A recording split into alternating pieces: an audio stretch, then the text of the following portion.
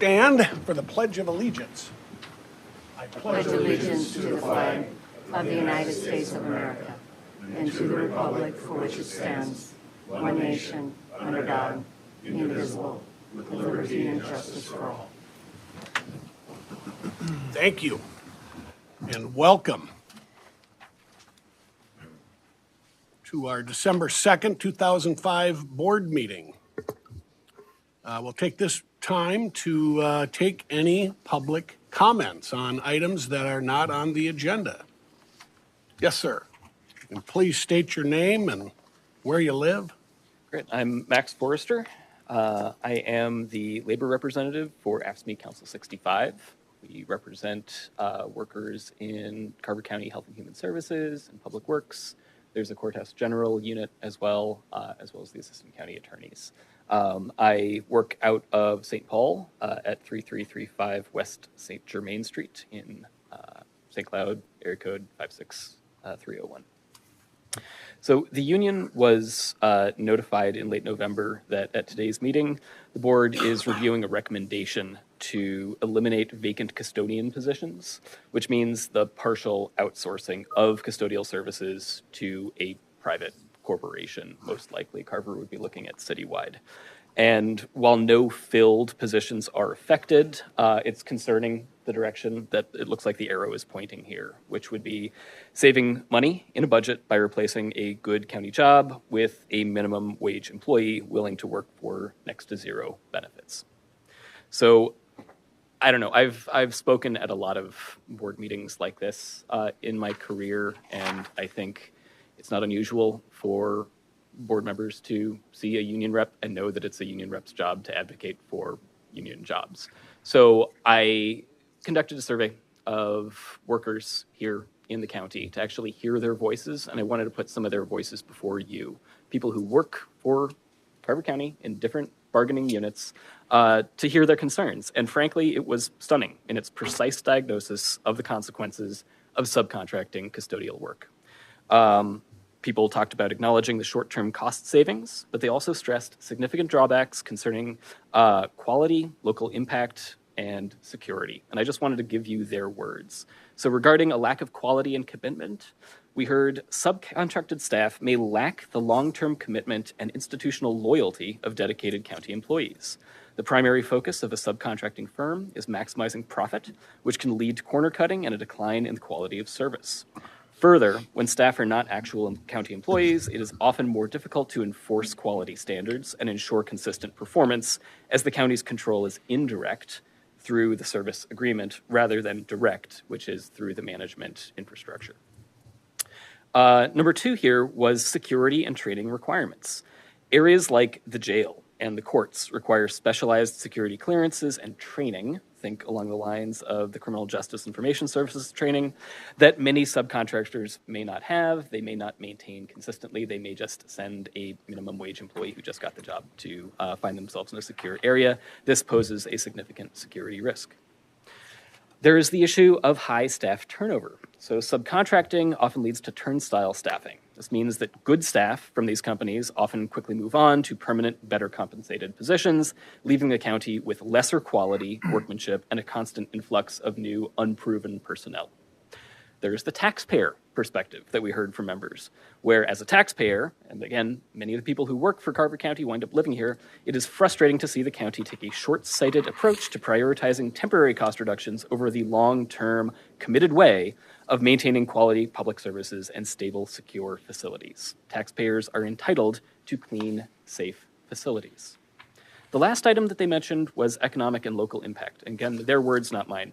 Subcontractors are not likely to hire locally, which means that the wages paid do not circulate back into the local economy through staff spending. This undermines potential economic benefits for county residents who pay the taxes. And that's, when I have this kind of conversation with county boards, that's the sort of thing that I find myself saying a lot. So Carver County, when you hire locally and when you pay a fair living wage, that means workers will spend their earnings in Carver County.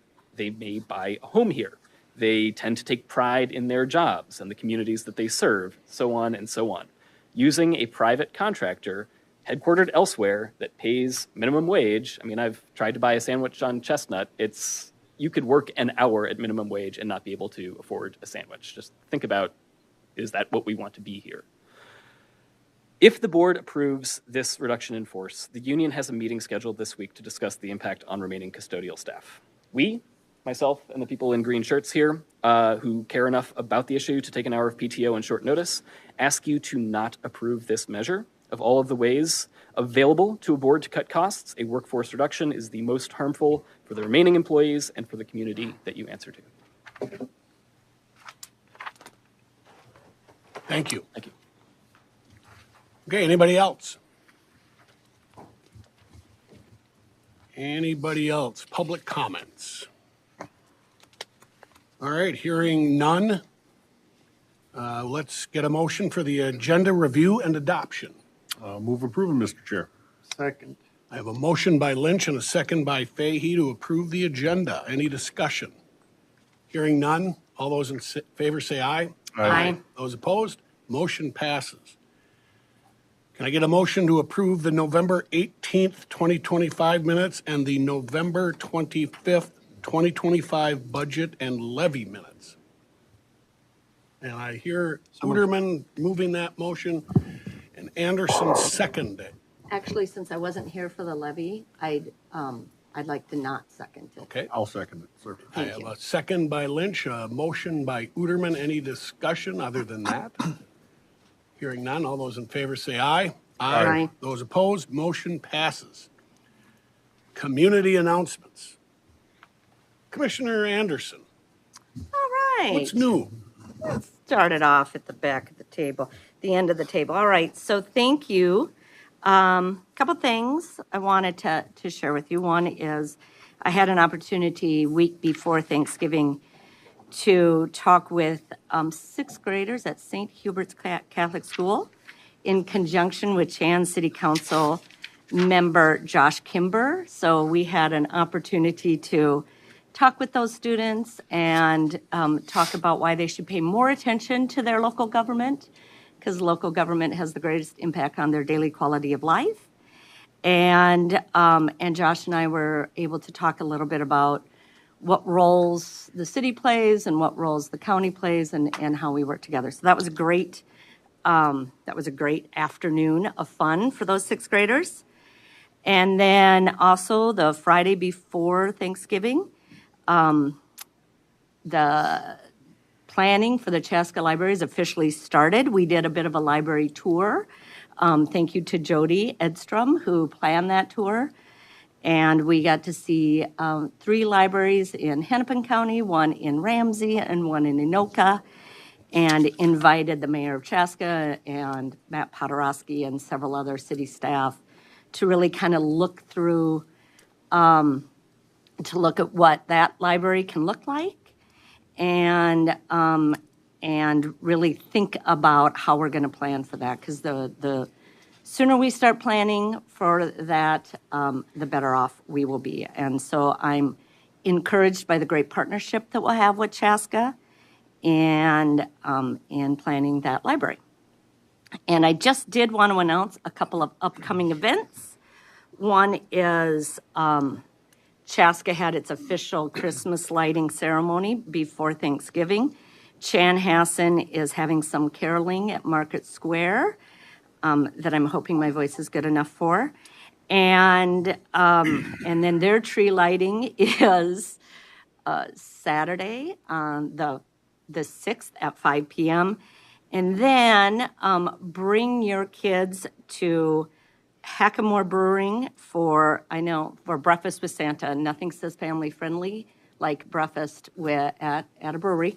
But anyway, they will get to pet llamas because apparently the reindeer are sick, but that's okay. And they can get their picture with Santa and yours truly as Mrs. Claus. So that gives me my grandma fix for the year. So those are some of the things coming up. And we learned earlier, your son is doing really well Yes. in the, Yes, I'll be traveling later this week for my son's graduation, military graduation. So I'm Ranger. Ranger graduation, Ranger school. Yeah, so I'm You're pretty being proud. very humble today. And this group up here has heard all about it. God bless them for going through my anxieties. So Congratulations. thank you. Commissioner Uterman. Well, Mr. Chair, we're coming off of Thanksgiving and had a chance to talk to a lot of staff. Somebody gave me a podcast to listen to, and the gist of it was maybe we should go from Thanksgiving to Thanks-living. And I'm not always the one that slows down to say thank you, but a couple thank yous today. Had a chance to be on the first minimal snow in the county in a plow truck. I try and do that once a year. I'm thankful for the staff that goes out there and does that stuff. I know that there's a lot of buzz in the media around CDL licenses and whatnot, but some of these plow guys, this guy was up at 1 a.m. to get in the truck at 2. I know there's bus drivers across the county that are doing a lot of great things, and I know our staff does a great job as well. So thankful for those folks. Had a chance to be at St. John's on Thanksgiving Day, so a call out to St. John's and their work with Mikasa and other not-for-profits, Love Inc., Better Society. I always forget a few of them along the way, but there's a lot of organizations that fed a lot of people that were in need. And we also recognize that those food, it's not just food needs, it's connection needs. Some of the folks are pretty lonely around the holidays, and to see somebody in connection with folks as you deliver those meals was important. Also wanted to say thank you to the team that puts on the 100 Club in Chaska every year. Commissioner Anderson, myself, others were there. And the goal of that group was to pay for Christmas lights. So a lot of the folks in the community don't really know this, but a number of years ago, people said, why are you putting up nativities in our city? Why are we using tax dollars to do that? So a group came together and said, well, they're going to fund those Christmas lights. And so you'll see those lights around town, and it's funded through the 100 Club. People make a donation every year.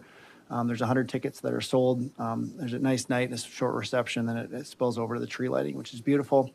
Always use this as an opportunity to call out the Lenzen family. The beautiful big Christmas tree that's in downtown Chaska was paid for by the generosity of John Lenzen and his family, and sometimes that gets lost after we put that up year over year. Also, shifting gears a little bit, I've had a chance to have a conversation with a lot of people on a more sensitive level. I've seen a lot of people's property taxes. I've been observing a number of business closures. Strand Brewery will go away after 7 years. And Tazzle in downtown Victoria is another one.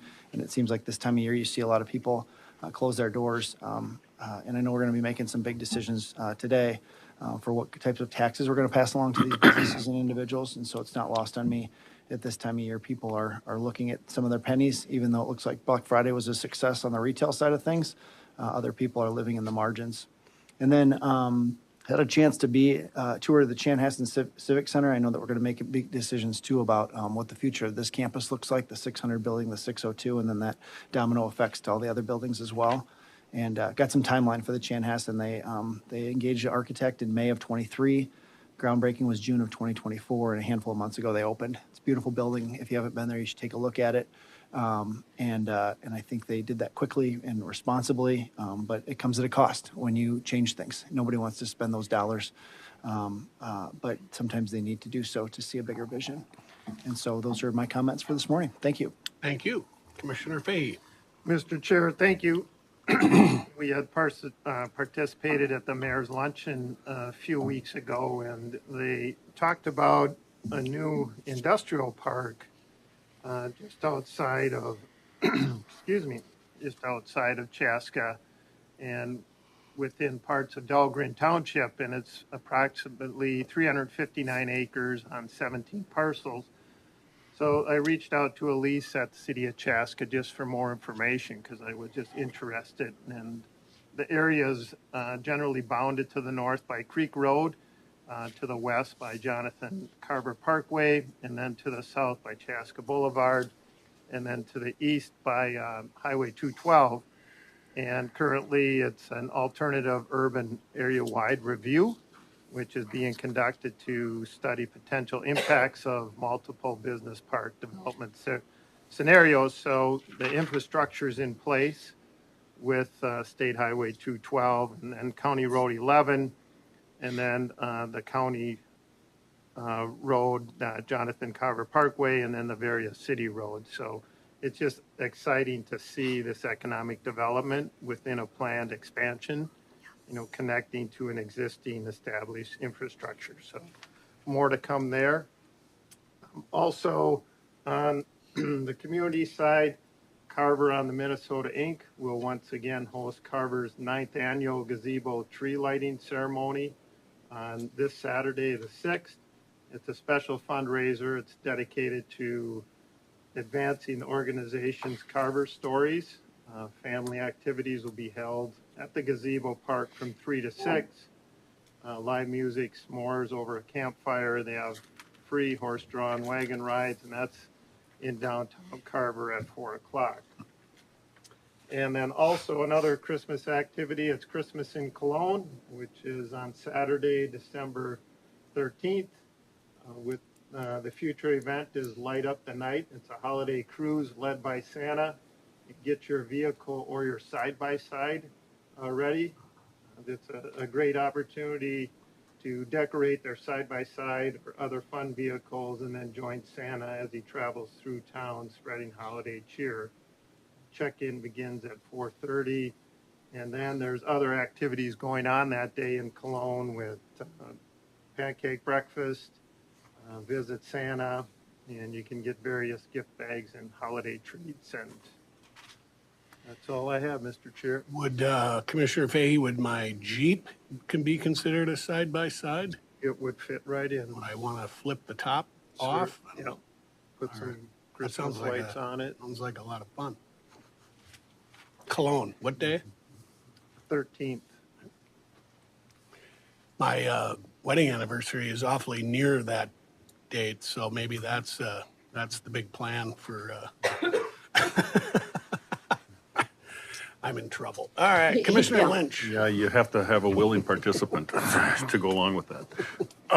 Anyway, we had a safe, wonderful harvest. It went very well, and we were in fall, and now it seems how quick it really changes. Just a little over a week ago, we were outside on the patio. It was over 50 degrees, and we had dinner out there. It was wonderful. But now I just drove by a little over a week. I drove past Lake Waconia this morning. It's froze over. Don't go on it. It's not safe, but it is froze over. It's just how now we have Scott from the Southwest Trail Association, the Snowmobile Group. We're talking about that today. They do a lot of wonderful work, and it's great to hear from him. And I was invited for caroling. I'd like to say that I'm banned from caroling. Oh, what'd you do? Well, various things. And also thing that if you don't tell the kids, the llamas, just tell them they're reindeer, put some antlers on them, tape them, they'll never know. We'll give it a shot. Yeah, we will. Anyway, that's all I have, Mr. Chair. Vatican II banned me from singing in church, so. It does feel like a real winter. I like it. If it's going to be winter, bring us snow and everything else, and I really like that. But speaking of snow, boy, it snowed on Saturday during the Gopher game, and always got a little anxiety for that Gopher game with Wisconsin, and what a treat. So sorry to the Wisconsin fans. I know there's a lot of them. A lot of them in this area, but what a fun game, and the Gophers did well. They won 7 games at home, lost all their away games. Maybe they'll go to a warm bowl game, and I hope to be there. So maybe that's the anniversary. That's maybe a better. Go Gophers, and nice way to end the regular season. So, all right. All right, the consent agenda. Do I have a motion? So moved. Second. I got a motion by Anderson and a second by Fahey to approve the consent agenda. Any other discussion? Mr. Chair, on 2.4, is that something that you've kept your eyes on? I have as well. Highway 11's been a pretty significant interruption for some of the folks in the corner by that Dairy Queen. I just want to keep eyes on the pennies because I know it's tight. I know we have some staff in the room and whatnot, but we're gonna pass this because we need to get that road done and the money paid. But I think we should keep an eye on that contractor. I think that there was some avoidable things that we're going to shoulder the burden of those costs. And I think that people need to know we're keeping our eyes on some of these contractors and contracts, because every dollar that we shift into that world is a dollar that we don't shift into other things that we can maybe do. And so I just wanted to be on record as saying, let's keep an eye on that contractor, because there's a few contracts tied to that seem to be running over and could have been avoidable interruptions for the convenience of our constituents. Thank you. Well said. I know Lyndon's in the room. That project is going to remain closed over the weekend. If you can nod, no, yes. I think or the winter. Seems the city project is going to keep that closed? No? Okay. It won't. Okay, the road will, County Road 11 by the Dairy Queen will have full access everywhere. Okay? Because next year it's going to close again for the roundabout on Highway 5 and County Road 11 by the Dairy Queen. So, but yes, let's keep an eye on that. That has not been a fun project. It's what happens when you rebuild a road on a swamp. Yes, it is. Okay, I think I have a motion and a second for the consent agenda, and hearing no other discussion, all those in favor say aye. Aye. Those opposed, motion passes. All right, item 3.1, Health Incentive Program Update and Recommendations. I asked Danielle if we were going to see her next week also at the meeting. She enjoys coming here to talk to us. I do. I very much do. Great to see you all. Thank you for having me again. I'm Danielle Griesmer. I am the Occupational Health and Safety Manager in Employee Relations. I'm here today to continue our discussion on the Health Incentive Program, which we began on November 18th, at the November 18th meeting. The county adopted the Health Incentive Program in 2012. It's a voluntary wellness program that promotes preventive care, knowing your biometric measures, such as blood sugar and cholesterol levels, and having a relationship with a primary healthcare provider and dental provider. Since the program's adoption in 2012 and for 14 years, the incentive amount has remained $100. The Health Incentive Program is an important initiative that supports and aligns with the county's overall total worker health and healthy workforce goals, which you can see outlined on this slide. At the November 18th meeting, we discussed the current and proposed program components. Since we covered this information in detail on November 18th, I won't spend any more time on the details of the General Health Incentive Program administration and components, and I'll get right into the budget and return on investment discussion that we planned for today. So to begin, here you can see the number of Health Incentive Program participants over the last 5 years, alongside the total dollar amount the county paid out in health incentive payments. The county grosses up and pays taxes on this taxable benefit, so the amount the employee takes home is actually $100 even.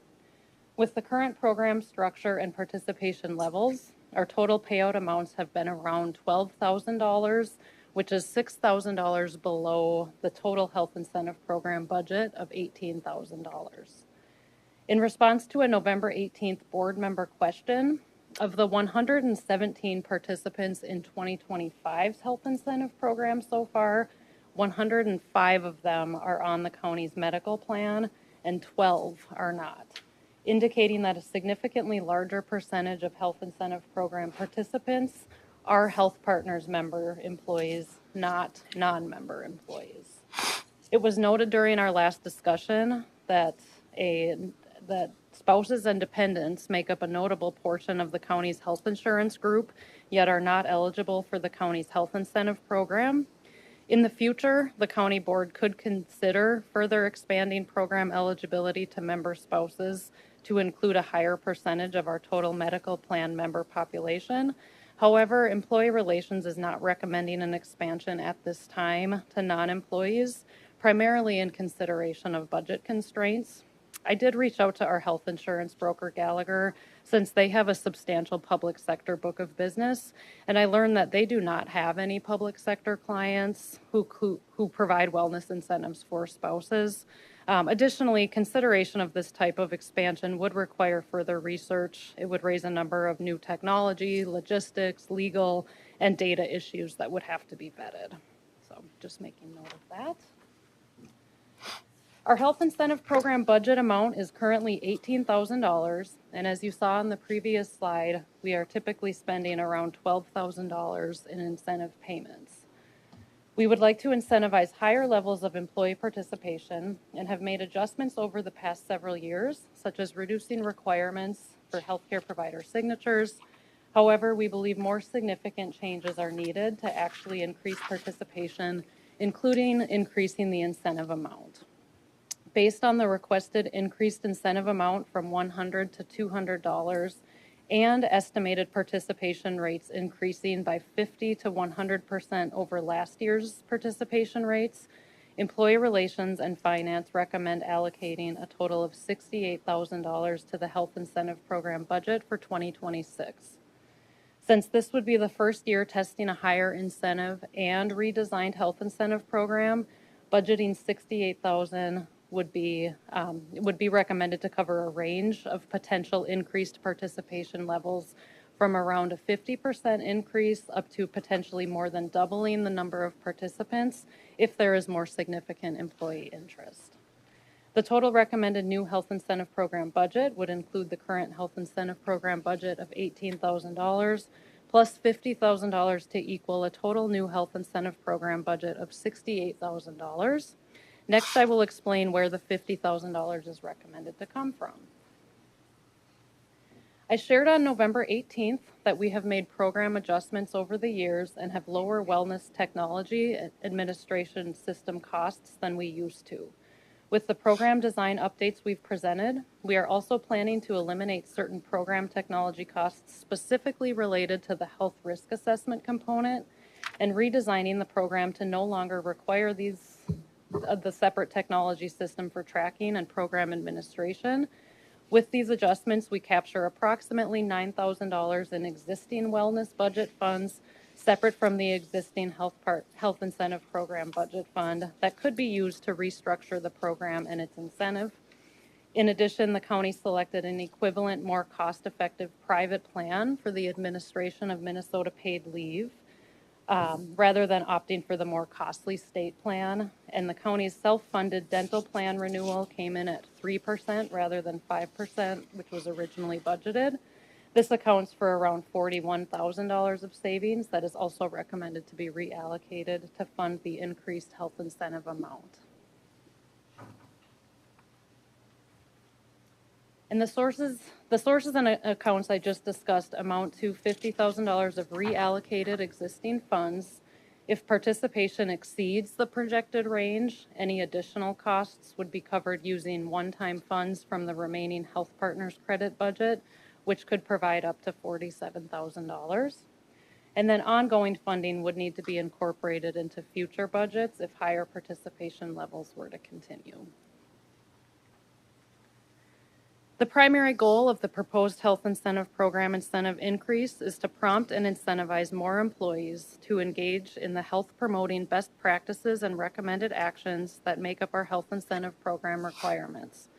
We have calculated several projected estimates that account for a range of participation levels, and especially for the initial year of an increased incentive and restructured program, Employee Relations and Finance recommend budgeting to account for the upper end of this projected cost range. This slide breaks down what the potential total payout costs would be with various participation levels. If around 110 people were to participate in 2026, which is a similar number of participants in 2024, the total payout amount would be approximately $34,000. With an increased incentive and program adjustments, we would be targeting around 165 participants in 2026, which would be a 50% increase compared to the 2024 participation level. If we were to meet this target, total payout amount would be approximately $51,000. And if we were to double our 2024 participation in 2026 with around 220 participants, total payout amounts would be approximately $68,000. If participation exceeds double, we would use those one-time Health Partners credit budget funds to cover any unexpected costs. And while that is a source of one-time funds, it does give us a bit of a buffer to evaluate whether the increased incentive and program adjustments lead to increasing levels of employee participation. So up to this point in today's presentation, I've provided key budget information and detailed numbers. For the remainder of my presentation, I will be discussing the potential for a return on this investment and the metrics that can be considered to measure the success of the program. One of the most applicable metrics and indicators of health incentive program influence and success is our medical plan's preventive care benefit utilization. and related Carver County group member completion of recommended preventive screenings. The aggregate numbers you see here came directly from Health Partners and highlight that Carver County's preventive care benefit utilization has been consistently around a range of 67 to 80%. A goal would be to see these numbers increase, corresponding to an achieved increase in health incentive program participation. The preventive care benefit includes all preventive care services, including physicals, immunizations, and other preventive care. Engaging in preventive care is crucial for maintaining health, preventing disease, and supporting the early detection of potential health issues. CDC data indicates chronic diseases such as heart disease, cancer, and diabetes are the leading causes of death and disability in the United States. They are also leading drivers of the nation's $4.9 trillion in annual healthcare costs. Timely preventive care can prevent certain health risks or concerns from progressing to serious health issues, and in other cases supports early detection and management of health conditions, leading to lower overall costs and improved health outcomes. This slide shows Carver County's percentage of completed recommended preventive care cancer screenings in the chart on the left side, compared with the Health Partners aggregate on the right side for the last 5 years. Our percentage of completed breast cancer screenings has ranged from 76.6% to 83.2%. We have work to do here, as we were above aggregate from 2020 to 2022, but in 2023 and 2024 dipped below the Health Partners aggregate. Could an increased health incentive and other health incentive program adjustments we're considering push our breast cancer screening rates back up? Our percentage of completed colon cancer screenings has ranged from 64.5% to 72.8%, which have been consistently higher than Health Partners aggregate, although have decreased overall these last 5 years. Could an increased health incentive and the other health incentive program adjustments we're considering push our colon cancer screening rates back up to the higher rates of 2020 through 2022? Our percentage of completed cervical cancer screenings has ranged from 65.4% to 72.8%, consistently higher than the Health Partners aggregate, but with room for improvement here as well, attempting to get our most recent rate of 66.7% back up to closer to 72.8%, the percentage of completed cervical cancer screenings in 2020. Overall, participating in recommended health screenings to identify and treat health conditions earlier, and in some cases prevent major health issues, can lead to significant cost savings and better health outcomes. While we may not be able to extrapolate the exact budgetary impact, the board should weigh and consider the potential value of investing to incentivize and support employee participation and engagement in recommended preventive care and associated best practice personal health choices. Employee Relations is recommending a goal to maintain and ideally increase the number of preventive screenings completed by people on our medical insurance plan year over year.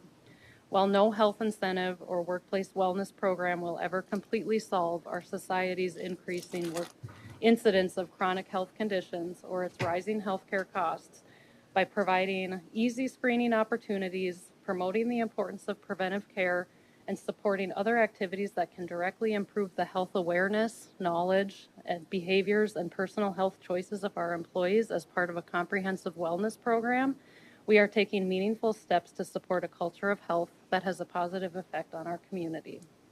If the board approves using the Minnesota paid leave and dental savings to restructure the health incentive program, our total wellness budget amounts to an investment of about $120 total per employee, and supports a variety of whole person well-being opportunities that have the potential to make an impact on the health and well-being of individuals, contribute to positive workplace morale and engagement, and enhance the overall employee experience at Carver County.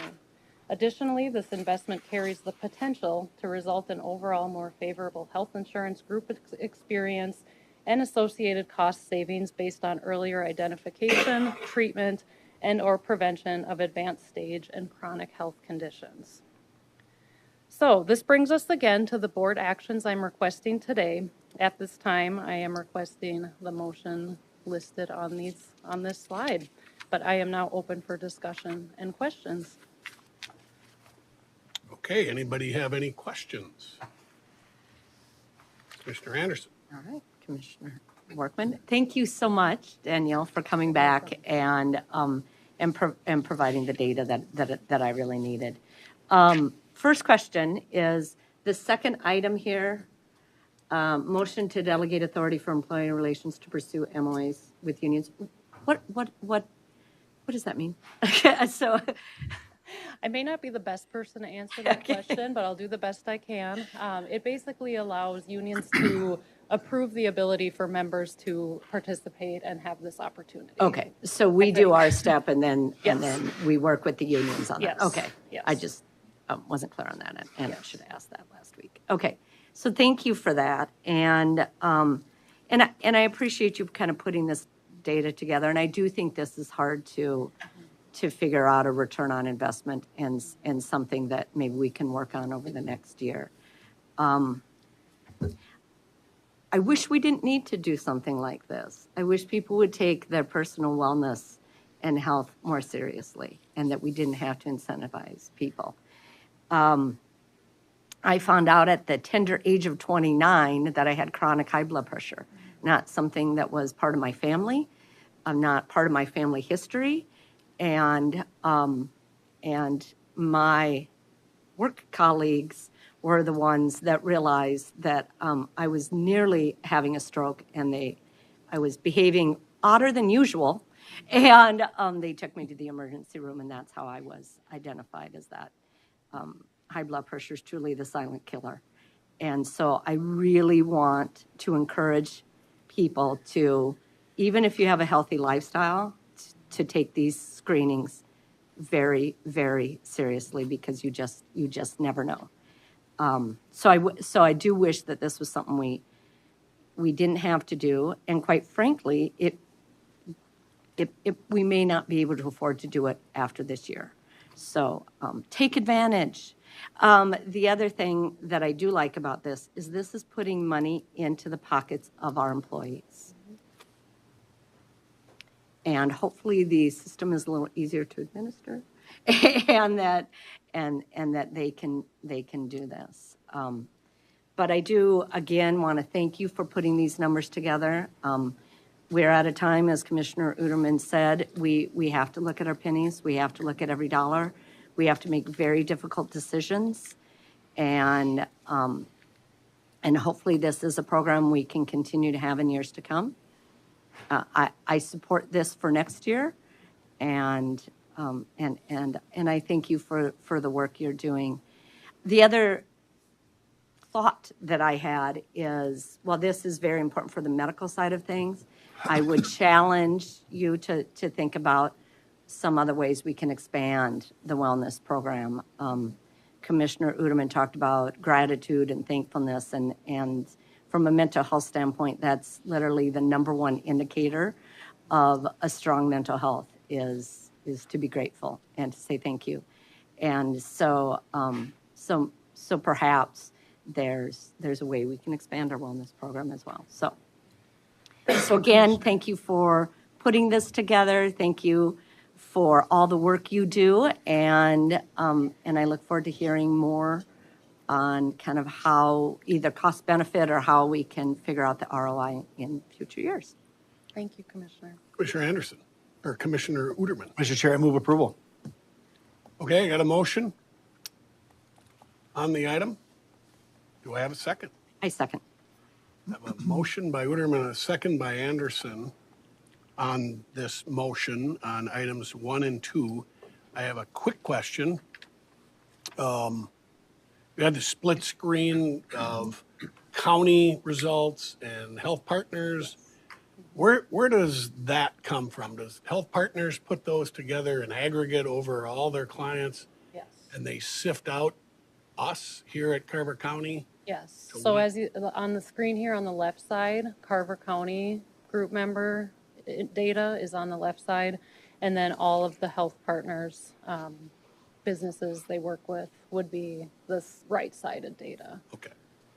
Secondly, for me, this program I always get a little confused about when it starts and ends.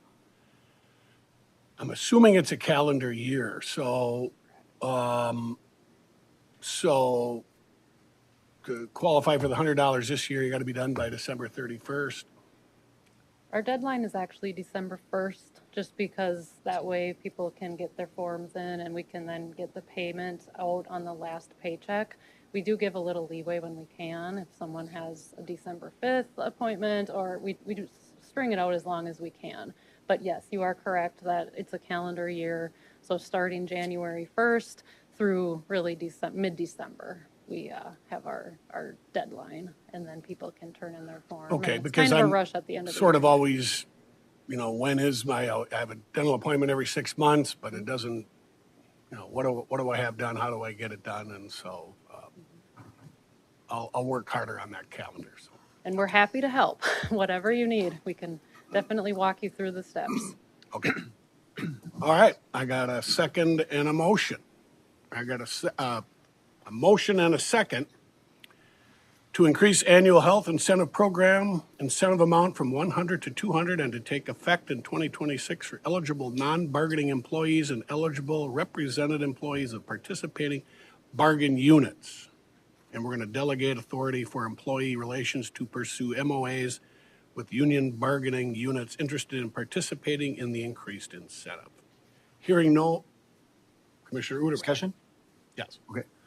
We asked you to do two things and you did them. We made it easier for staff to participate, and we're going to increase the participation seemingly with the increased benefit. It costs us a lot for that one incremental person because we know that there's going to be a base of people, whether it was $50 or $100 or $200 are going to participate. So I think it's on staff to promote this. I don't think that we can, on Tuesdays can promote it more so than the staff. And so we did this so that it works. And I hope that we exceed the dollar amounts. And I think that the ROI comes down to simply one early detection can pay for the entire program and more. I think if we look at this as an expense, it's different than if we look at it as an investment. And I think this is an investment. And so if I just look at the last couple of years, record or near record increases for staff on the wage side in the last 2 years. This is a move in the right direction because we heard from our staff that they wanted to do so. We know there's some people that are not interested in sharing their personal information, so we figured out ways around that. And we're going to increase the budget 3 times. I mean, that's significant in a world that says, wait a minute, let's just be miserly and let's look the other way and let's just hope things change. You've looked at the data. We see the data. I would encourage that our goal for the next year to be north of what the health partners is, and then even more the next year. I know other areas are looking at making this an even richer one. So as we monitor that ROI, if the ROI makes sense, there's no reason we wouldn't pay even more to do so. Because ultimately, the maximum that what we're trying to do is lower our associated costs with healthcare, lower our rates, and then we can take those dollars and reinvest in our employees someplace else. So the goal is more participation. I also think that as we expand our participants, my understanding is that our catastrophic claims disproportionately shift towards people that are unable to participate in this, meaning people that are dependents. And I don't know what the average age is when they start participating, 15, 16, 18, whatever it is. But I would still push for expansion of this for people that are covered on our insurance so that we can see the benefit of it. Because our catastrophic claims are the ones that are keeping us from having lower rates, as you know. And if we can bring those down, most of those are coming from non-employees. And so I think we need to expand this to include the dependents that are on our insurance so we can get even more bang for our buck. But I'm in support of it. Thanks for all your work doing so. Enthusiastically support it. Thanks. Thank you, Commissioner. Yeah, thank you, Danielle. All right, I got a motion and a second. All those in favor say aye. Aye. Those opposed, motion passes. See you next week. Thank you. All right. 3.2, Administrators Recommended Carver County 2026 Levy and Budget. I emphasize the first word, administrators, possessive there. It's still his budget. Yes, sir, Mr. Chair. It is. Not for long. I'll hand it over, ask you to approve it today. Of course, that's the decision I'll be asking for today. Speaking of staff coming back, here I am again. Last step in the long, lengthy process. And as I look over, decades of doing these budget cycles, this one has been different. I would say more challenging and a bigger spotlight on the topic of unfunded mandates and cost shifts. If you think about that issue, that's really the heart of this budget, the concern that's we've been trying to work around to some degree, but it really does relate to many of the difficult decisions that are part of it, part of the package. And I'd like to thank you for the various input, the patience, the direction along the way. If you recall, we added one big new element right out of the chute. We took a look at the list of the services that we provide, and let's not forget, that's what the nature of our businesses is. That's the taxpayer value, and I'll go over a little bit of that. Back in April, a lot of additional staff effort, and that was well worth it. It highlighted, illustrated that just about 80% plus of what we do, we have to do it. And we focused then on the discretion and then everything in between. But as you think about that, counties were created, I think, back 1849, I think is the year.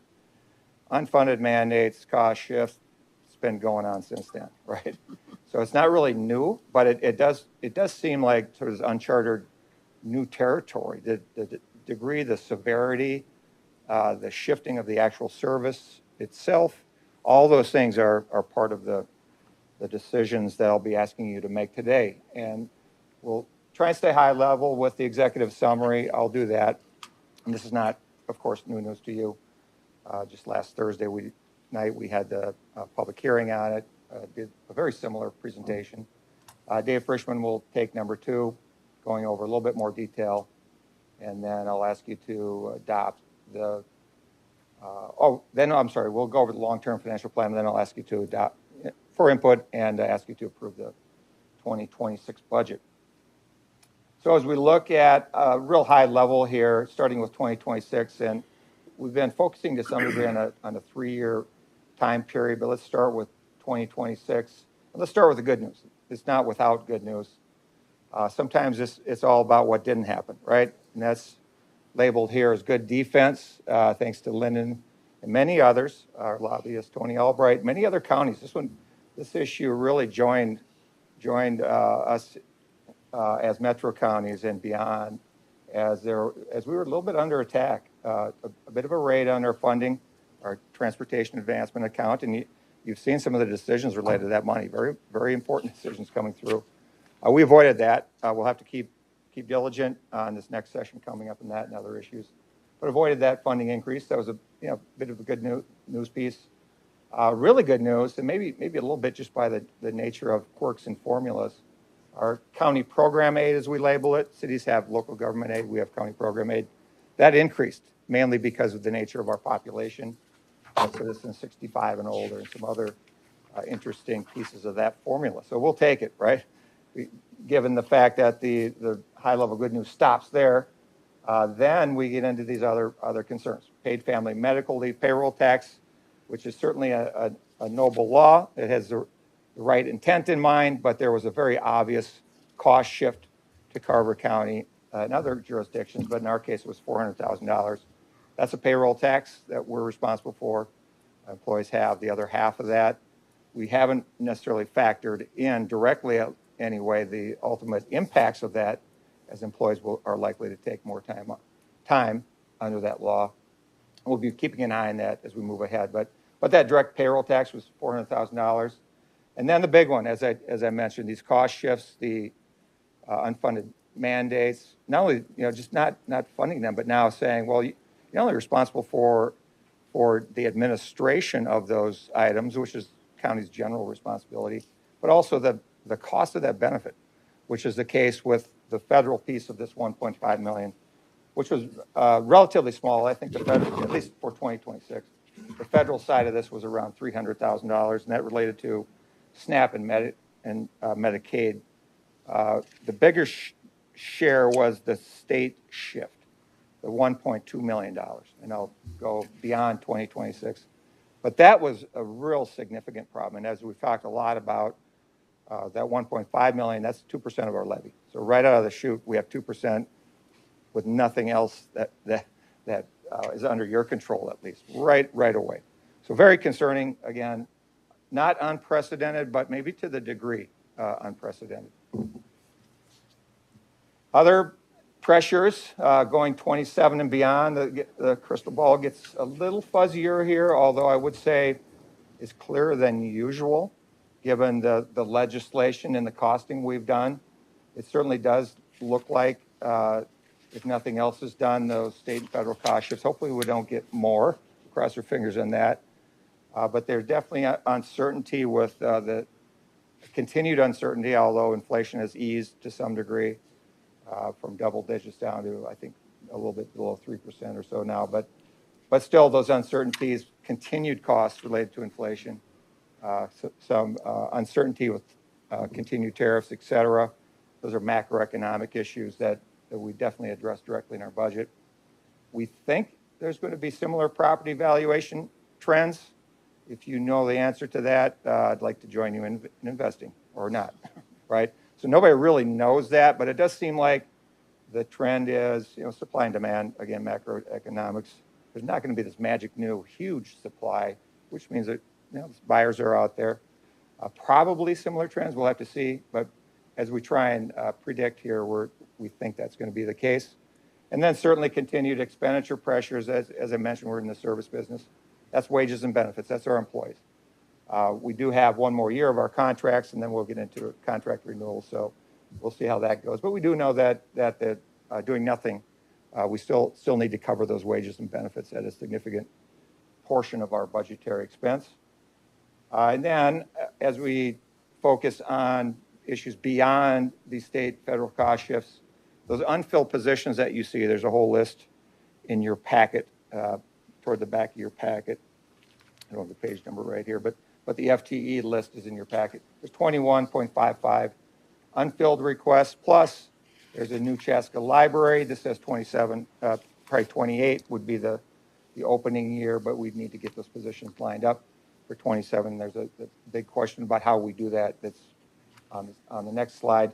And then certainly facility needs goes along with the provision of the services with the biggest element being our government center that we've talked about on numerous occasions. More recently, that was just a week or two ago, we talked about the projected $82 million cost of that facility and the aging infrastructure that we have here, the 1965 building coming down. But it's a real issue to cover the bonds, the principal and interest on those bond payments. Now, even fuzzier goes out to 2028, but what we've outlined is the high likelihood of this 2% ongoing levy surcharge is what we're labeling it. That has seemed to have caught on with some others as we're always trying to better communicate our budgetary message and to some degree simplify. Other counties have said, we have a similar problem going on here, and some have adopted a similar strategy to try and carve it out and say, well, how much is that? Well, in our case, that's that $1.5 million per year. I would say that it doesn't quite cover it. I'm counting on some good staff work, maybe some legislative change. Maybe we could eliminate it completely. I don't think that's realistic, but we'd certainly like to bring that down.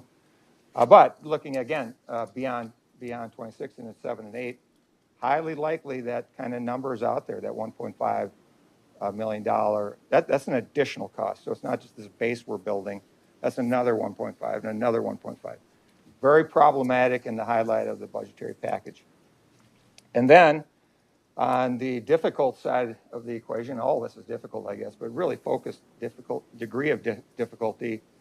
As I mentioned, we did look at our services and what we do and what we don't have to do in terms of discretionary services, and then those mandates above the minimums as listed here on the screen.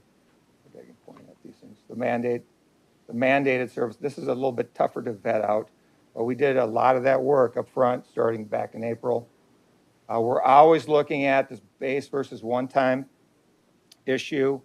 I think we're pretty dang good, as good as many others, if not, quite frankly, all others of our colleagues, as I look at some of what I would consider the leading counties like Dakota and Anoka, from my perspective, maybe heading to some degree in the wrong direction, using one-time money to apply to ongoing costs. You've probably heard some of the grumbling from your commissioners, Dakota County in particular.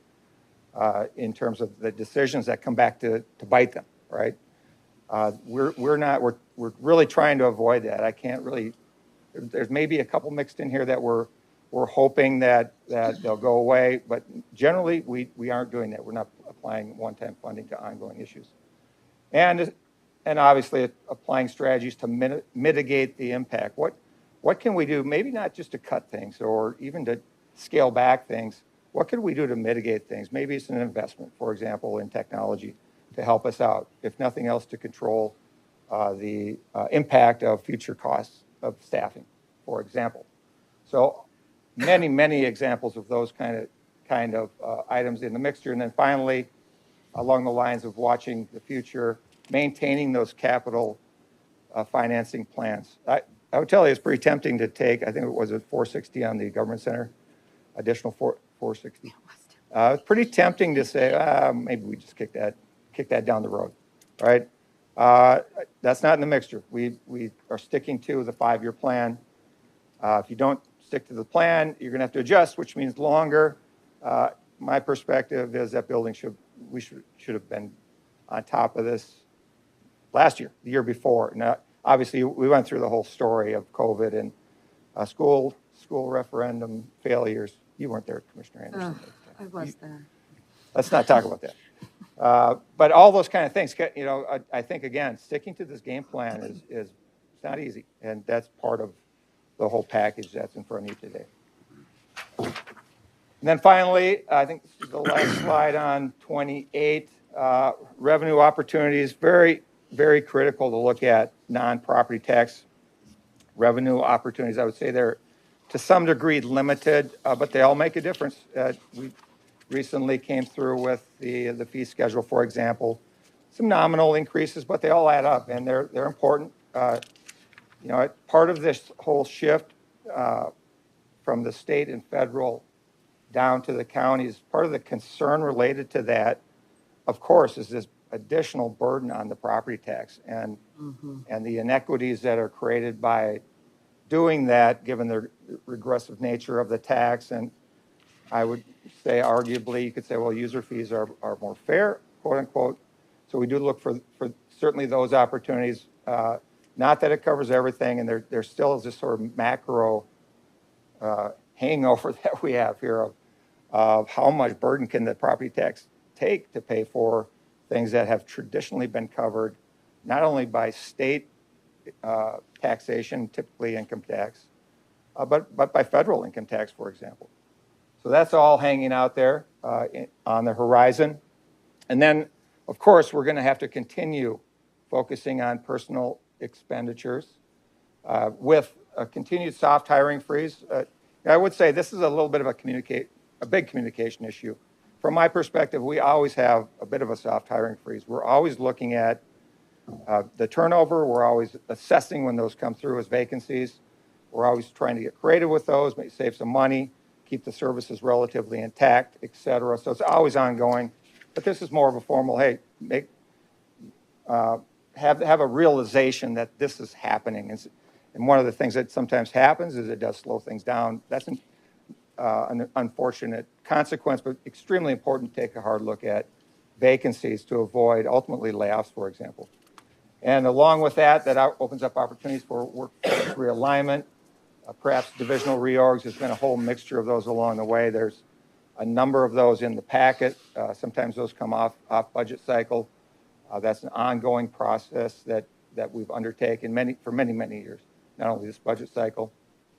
Outsourcing, you just heard about that during the public comment period. In the packet, there are custodial positions listed as being eliminated, other positions being listed as being created in an effort to outsource our custodial services.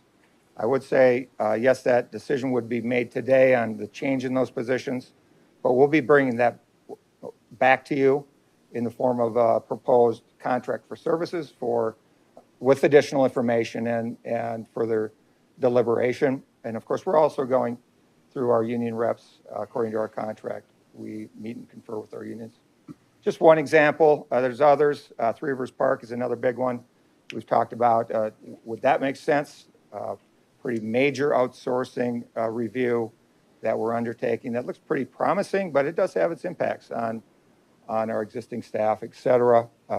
We're always looking to mitigate those, of course, along the way. That's a real complex one that we'll be bringing back, and Lyndon and team are working on that as we speak.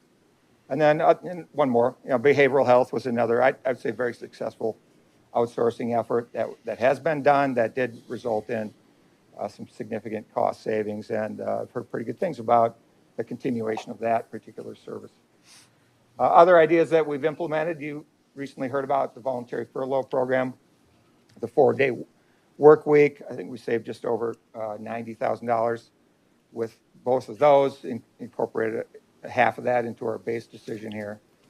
The other half, we are recommending applying to our seasonal temporary and on-call budget, which in effect is a flexible account that enables us to address a variety of issues related to perhaps these two things, furloughs or work weeks, but beyond that, back to paid family medical leave. As people head out the door, yes, the work is still there, right? So that those sometimes, depending on the circumstances, those stocks help backfill. So we, in the recommendation again, is to take half of those savings and put that and add that to that stock account. Just a few slides then on, focusing, stepping back, and sometimes we focus on numbers and like, well, wait a minute, what is it that you do? Sometimes we're labeled as invisible and get confused with cities, right? Which is okay. It's kind of like that. That's fine. But we are providing services, and I would say doing a dang good job at providing a good value, and quite often talk about the scale and scope of the things that we provide here. I think, even after many, many years in the county business, it always amazes me how much we do, how deep our impacts are, and just how broad. And just some examples here. I won't go through all of these, but you can really easily pick up on the variety of things and the critical nature of what we do. This shows how $100 would be allocated. So it's a snapshot trying to simplify and communicate the impact of our levy by a little bit of slicing, dicing on the dollar bill. And no surprise, you can see about a quarter of the dollar would be allocated to health and human services. Community health seems like that's a growing area. We'll keep an eye on that with the unfunded mandates and cost shifts. And then other areas, I won't go through all of them, but the county sheriff with protection of our citizens is second. Operations has all sorts of things in there, adding up to $16 out of the, $16 out of the 100. It just gives you a good picture of how our service, the dollar amounts provided to the various services that we have. And this again is levy. There's some confusion sometimes around levy versus other revenue. And of course, levies always are focused. That's the actual property tax collected, county property tax collected, not city or school district. We're constantly educating on that, right? A few good pictures of folks. Looks like a nicer day. Kids are heading into the library. If you took the levy that we apply to libraries, around $8 a month goes to our library system. So we're always leveraging other dollars, in this case from state library system dollars. And I would say it's a great example of a partnership. Of course, that you can see the literal bricks here. Those brought to you by and funded by the cities. And I think that is a great model that has withstood the test of time. We'll be planning on proposing the same thing, of course, with Chaska, building a new library. But I do remind my friend Matt Podorowski and others, the city administrator of Chaska, we take the lion's share over the years, right? We're the operations. So this $8 is really about the operations and collections, which also tends to add up. But a great example, very popular service. Something that as we look into 28 or 27, 28, will be a focus of our discussions as we're trying to figure out how do we maintain those services, maybe in a different way, maybe likely through electronic access. And we've already, of course, started that with Victoria, but with a game plan to do all of those libraries. in a different, provide those services in a different way. I think most citizens would say, well, yeah, this is what counties do. We plow roads. Yep, we 100% do a dang good job at it for around $12 a month if you want to break it out that way, the levy amount. But it's a lot more than that. And, you know, if you look at the history of counties and, you know, I mentioned these cost shifts, built into this is maybe something that most folks don't recognize. We've been taking care of the big problems when the state has, I think, been shirking some of their responsibility. So State Highway 212, State Highway 41, State Highway 5, all of those, the county board give you a lot of credit over the years sticking to the plan here. That was a new revenue source, a sales tax revenue source. Those roads are getting done. So you don't, some of that might, I guess this is operations more, so you don't see that in this $12, but it's there and it's real. And I think the fact is those things are getting done, and it's sort of part of this whole mixture as you look, if you look at it that way. So it's well beyond not only snow plowing and the traditional coverage of our own services, but into some of these non-traditional areas where I can almost guarantee a 212 would still be a 2-lane road without the involvement of past county boards, right? So thank you predecessors for that. A couple more, Parks and Trails, another great popular service we offer. We do a great job with this $2 amount. Of course, we leverage other dollars in Met Council in particular, but if you look at our regional park system, boy, do we have some gems. You know, I almost feel like we shouldn't tell people about Minnewaska, right? It's so nice and quiet, but we do want to market these and recognize they are regional and by their nature intentionally for not only Carver County residents, but others. And finally, the last one I'll put up on the board here, 911. Boy, what's more important in terms of the services we offer? If you dial 911, you're probably in dire need of some help, and we do a good job. This service is provided sit down in the basement of the Justice Center. In this case, the levy amount's $4, although, as Commissioner Fahey, you're on the Emergency Services Board, correct? Other funds come in, cell phone fees, et cetera, to help support this whole system, which is critical, literally in its nature. So with that, I will, unless you have any comments for me, I'll hand it over to Dave Frischman, and then we'll stand for questions. There you go, Dave. Thank you, Dave. Good morning, board chair and board members. Dave Frischman, Property and Finance Director. I'm going to focus more on the numbers, starting off with the tax-based trends. You can see the very start, the overall tax base, almost 24 billion, increased by just over 6% compared to last year. A significant part of that increase was new construction, and that number is a critical number because that $2 million, the board can increase the county levy by $2 million in 2026 without impacting the rest of the tax base, the existing tax base, because of that new construction. So that's a key number as part of this overall process.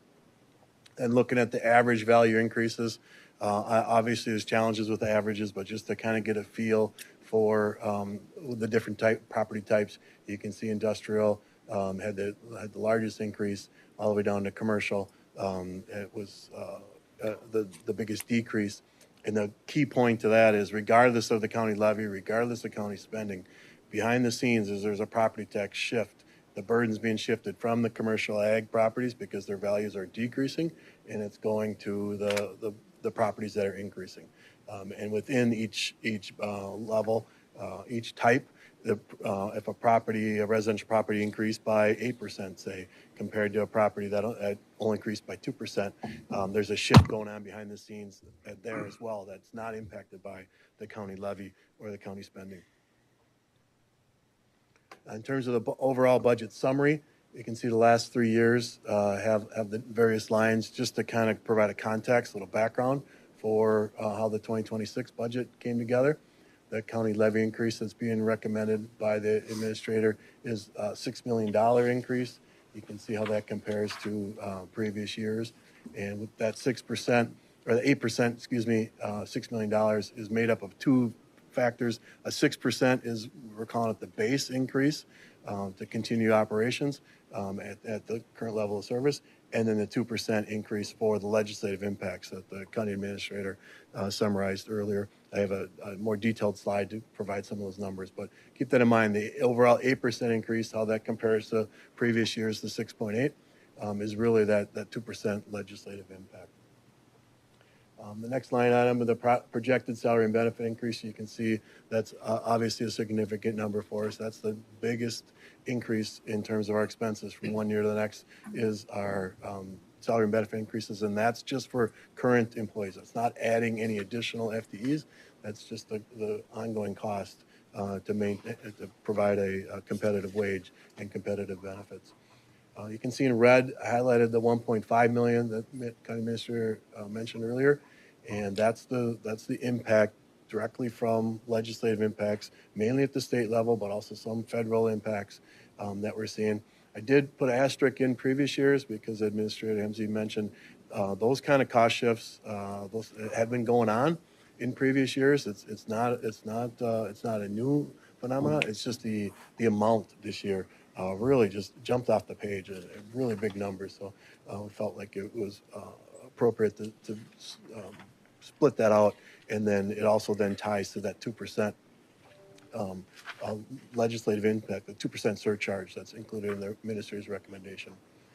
The debt service, the next line, you can see that we started that last year in 2025, continue that recommendation for 2026, and then for 3 more years. That'll build up the levy amount for a future bond sale, government center bond sale. And I have a slide showing some more of those details. Overall, the next 2 numbers are changes, adjustments that we made in our budget. One is at the county-wide level, and then the second is within each division. And you can see how those numbers compare to previous years. And then I did put in green the FT levy changes. That's a net number. You can see back in 2024, we actually increased our levy for new positions. That was a cost. In 2025, we had no levy dollars went to FTE changes. And then in 2026, there's actually a positive number in terms of the levy from savings from eliminating vacant positions as well as the various reorgs. So that's the highlight, the high level picture of our overall budget. And then the next slides are going to break down, provide more details on those various line items. And there's a lot of red here. I apologize for that. It's kind of hard on the eyes, but I left it in there on purpose because the numbers have a huge impact on our budget. And they really are, as the County Administrator mentioned, unprecedented in terms of their amount. You can see the 400,000. That's actually included in our base levy. That's a cost that's been absorbed in the base levy, the 6%. But then the next 4 line items are all with the federal at the top, and then the 3 state numbers, with the big one being the 910,000 for the do not meet criteria. That is a cost that the state had been paying up through June of 2025, and then they made that change that now the county is now responsible for those costs. And that represents 1 person at a facility, a daily cost.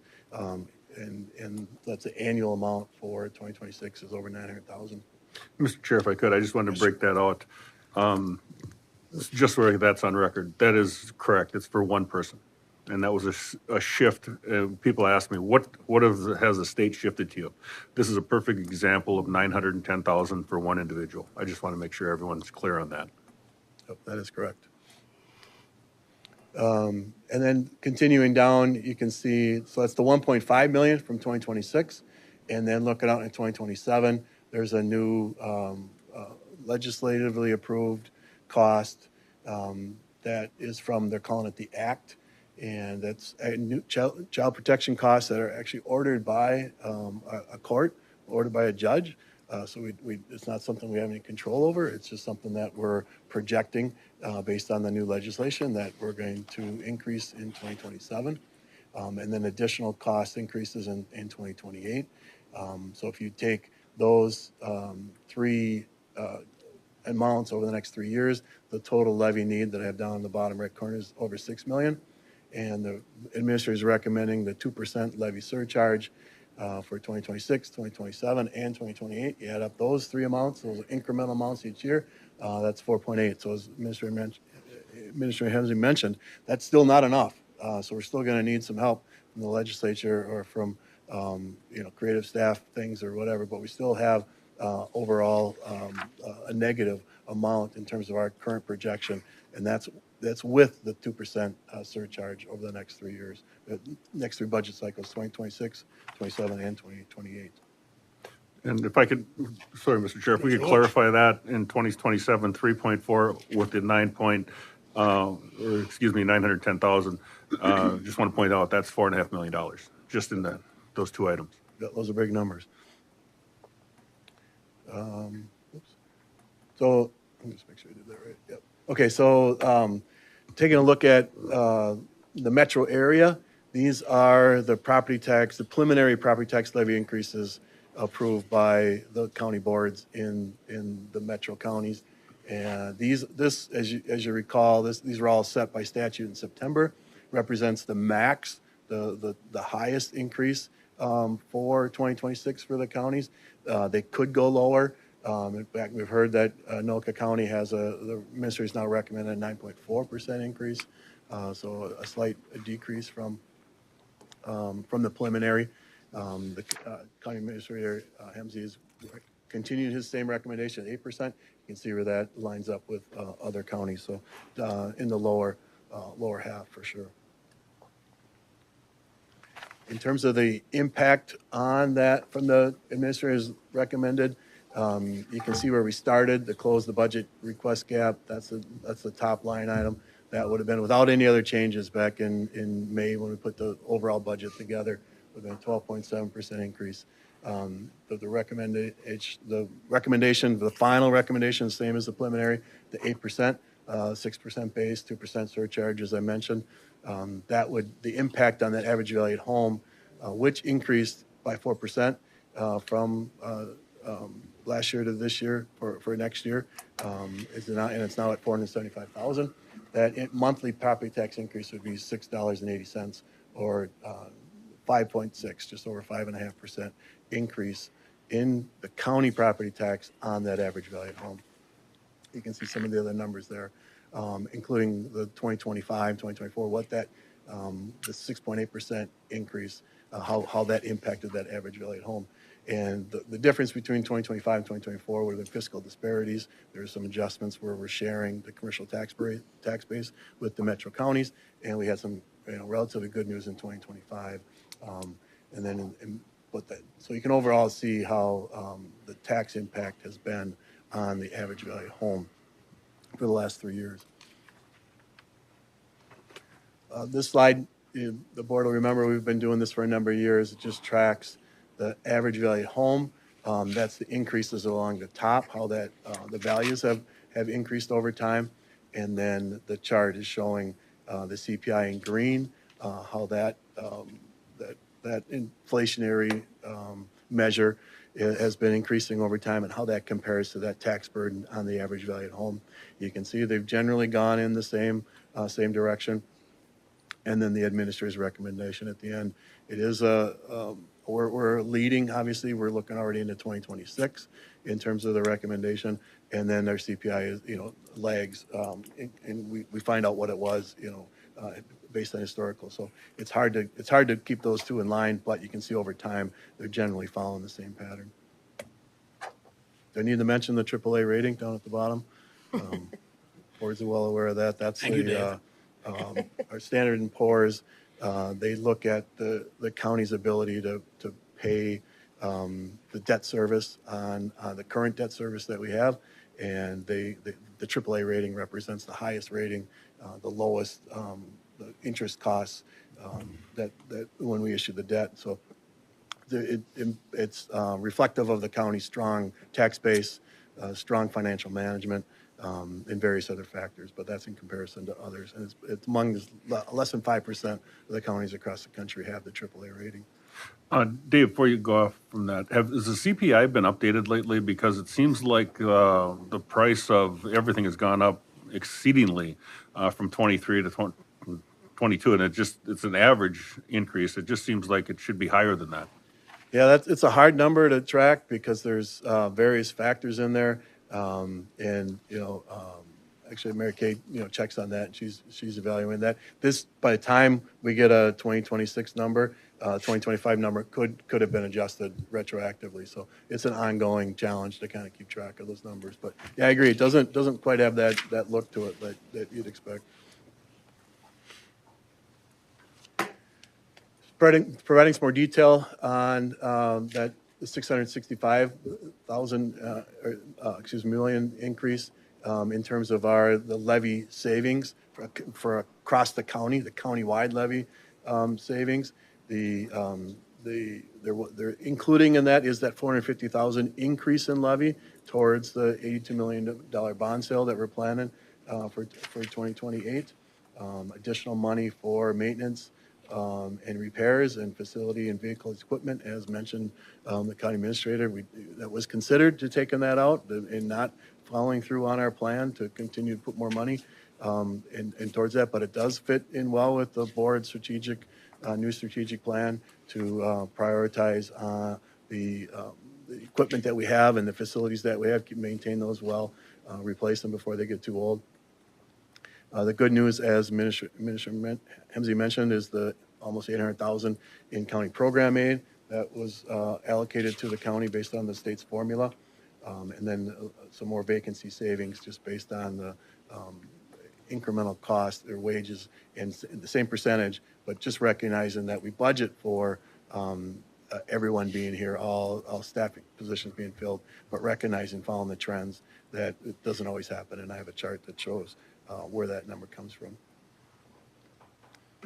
Just a quick summary on the government center project. It's phase one of the master space plan. There's additional buildings that we'll be addressing, but the first one is the government center project.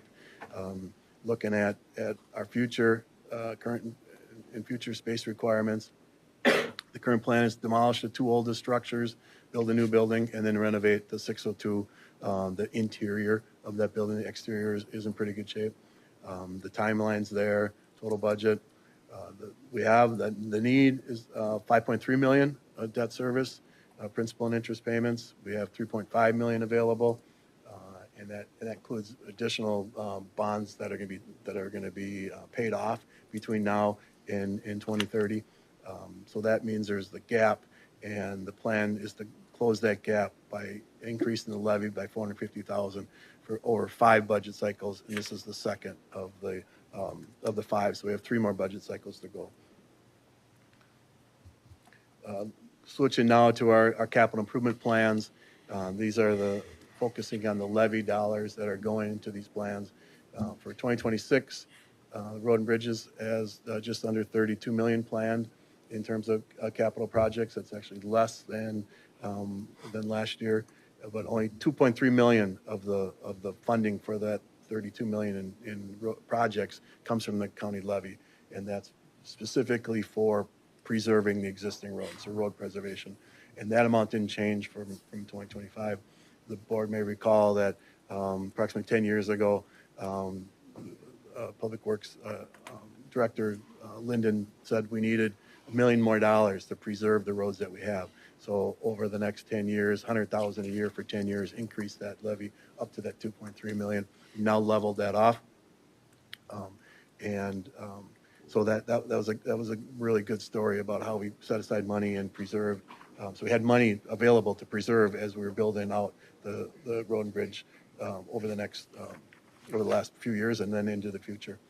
The other numbers there show the other capital projects for the various other CIPs, the parks and trails and building miscellaneous, and just highlighting green that there's no county tax levy dollars going into those capital projects.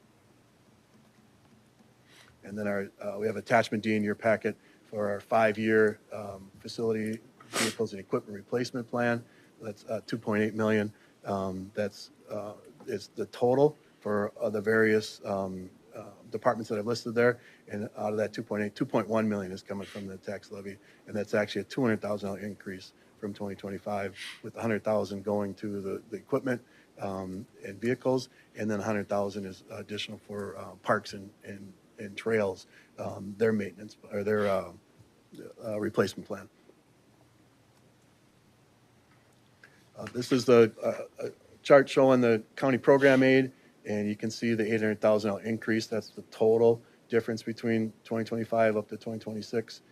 You can see the majority of that's going into the kind of light purple, the majority there. That represents the general fund. And then smaller amounts going into our CIPs, our capital improvement plans, and then the one-time projects that's on attachment E. And you can see how that's kind of varied over time. But it's definitely showing an increase, from 2023. More state dollars have been coming to the county.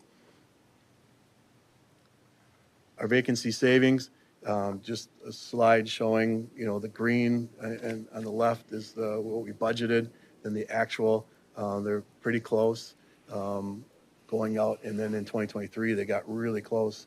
And now you can see in 2024, we actually, what was the actual was lower than what was budgeted.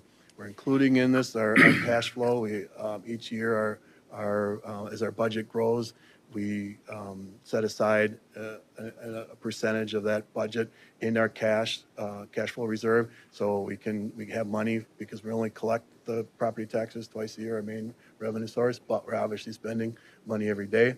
So we need a cash flow reserve, and that needs to grow as the budget grows. So this vacancy savings is a part of the funding for that annual increase, along with having lowering our levy, because we're recognizing that we're not going to be fully staffed. So we're not levying for 100% of our staffing. And you can just see it's just based on trends, trying to project the future based on what we've seen in the past. And then one more slide showing these are the various levy adjustments that we made, but these are focused on the division, not the countywide adjustments that I just summarized. So you can see the various divisions have provided various levy adjustments, line items that they've gone through, and then we summarized them up. And you can see down at the bottom that a significant number was the revenue increases, almost 360,000. And then targeted levy adjustments, we did a separate exercise where we focused in on making changes to our the way we process things, looking at the reorgs, looking at various ways to save levy dollars, and that effort totaled just over $1 million. And you can see those are summarized on this slide again by the various divisions, and you can see there's additional revenue, various in Public Works and Health and Human Services, where they were specifically going after different revenue sources. So that was a very worthwhile exercise. Came up with over $1 million in levy adjustments. Focusing on the staffing, our FTEs, the 265,000 number in green. I mentioned that earlier, how that fits into the overall summary. There was actually a net reduction in terms of the FTEs in our regular budget of the 1.8. And you can see the highlighted in red the various positions that are being eliminated. Those are all vacant positions, and then a few increases by other funding sources that are available. That accounts for some of the smaller increases. But overall, is a net savings in our staffing changes in terms of the FTEs. But we are including that 1.5 million that we mentioned before, legislative impacts, are 3 additional FTEs, mainly to process the new requirements and the SNAP benefits. And you can see the additional costs there. There are some other funding sources to offset some of that, but there is going to be the levy increase of just over 200,000, which is included as part of the 1.5 million legislative impacts and the 2% surcharge. And then finally, our attachment E, which is these are in your packet. These are the one-time projects that we're recommending the board approve with one-time funding.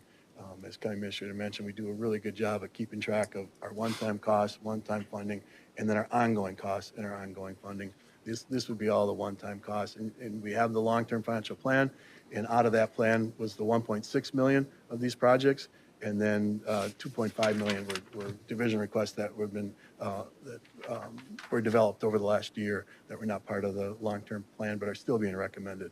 So the 4.1 million in one-time funding funds those 4.1 million in one-time projects. This is a summary, high-level summary of our overall capital projects. The financial plan highlights the levy dollars that are going to these plans right now in 2025. And then you can see in 2026, the recommended increase along with our plan in terms of where we're going. And you can see the 2.3 million levy for attachment C, our road and bridge CIP, that's now been capped. And the plan now is not to increase that, at least for the foreseeable future. You can see the buildings and miscellaneous and the facilities, how those current levies and then the recommended increase both on an ongoing basis as well as the one-time from a year-end savings account. And those are ongoing. Those are going to be things we're going to look at every year. We are going to include them in our long-term plan, some of the big costs, so we're going to be aware of those. We also recognize that there are things that come up during the year that we are unexpected, so we're going to continue the planning for those as well as the looking for the revenue sources.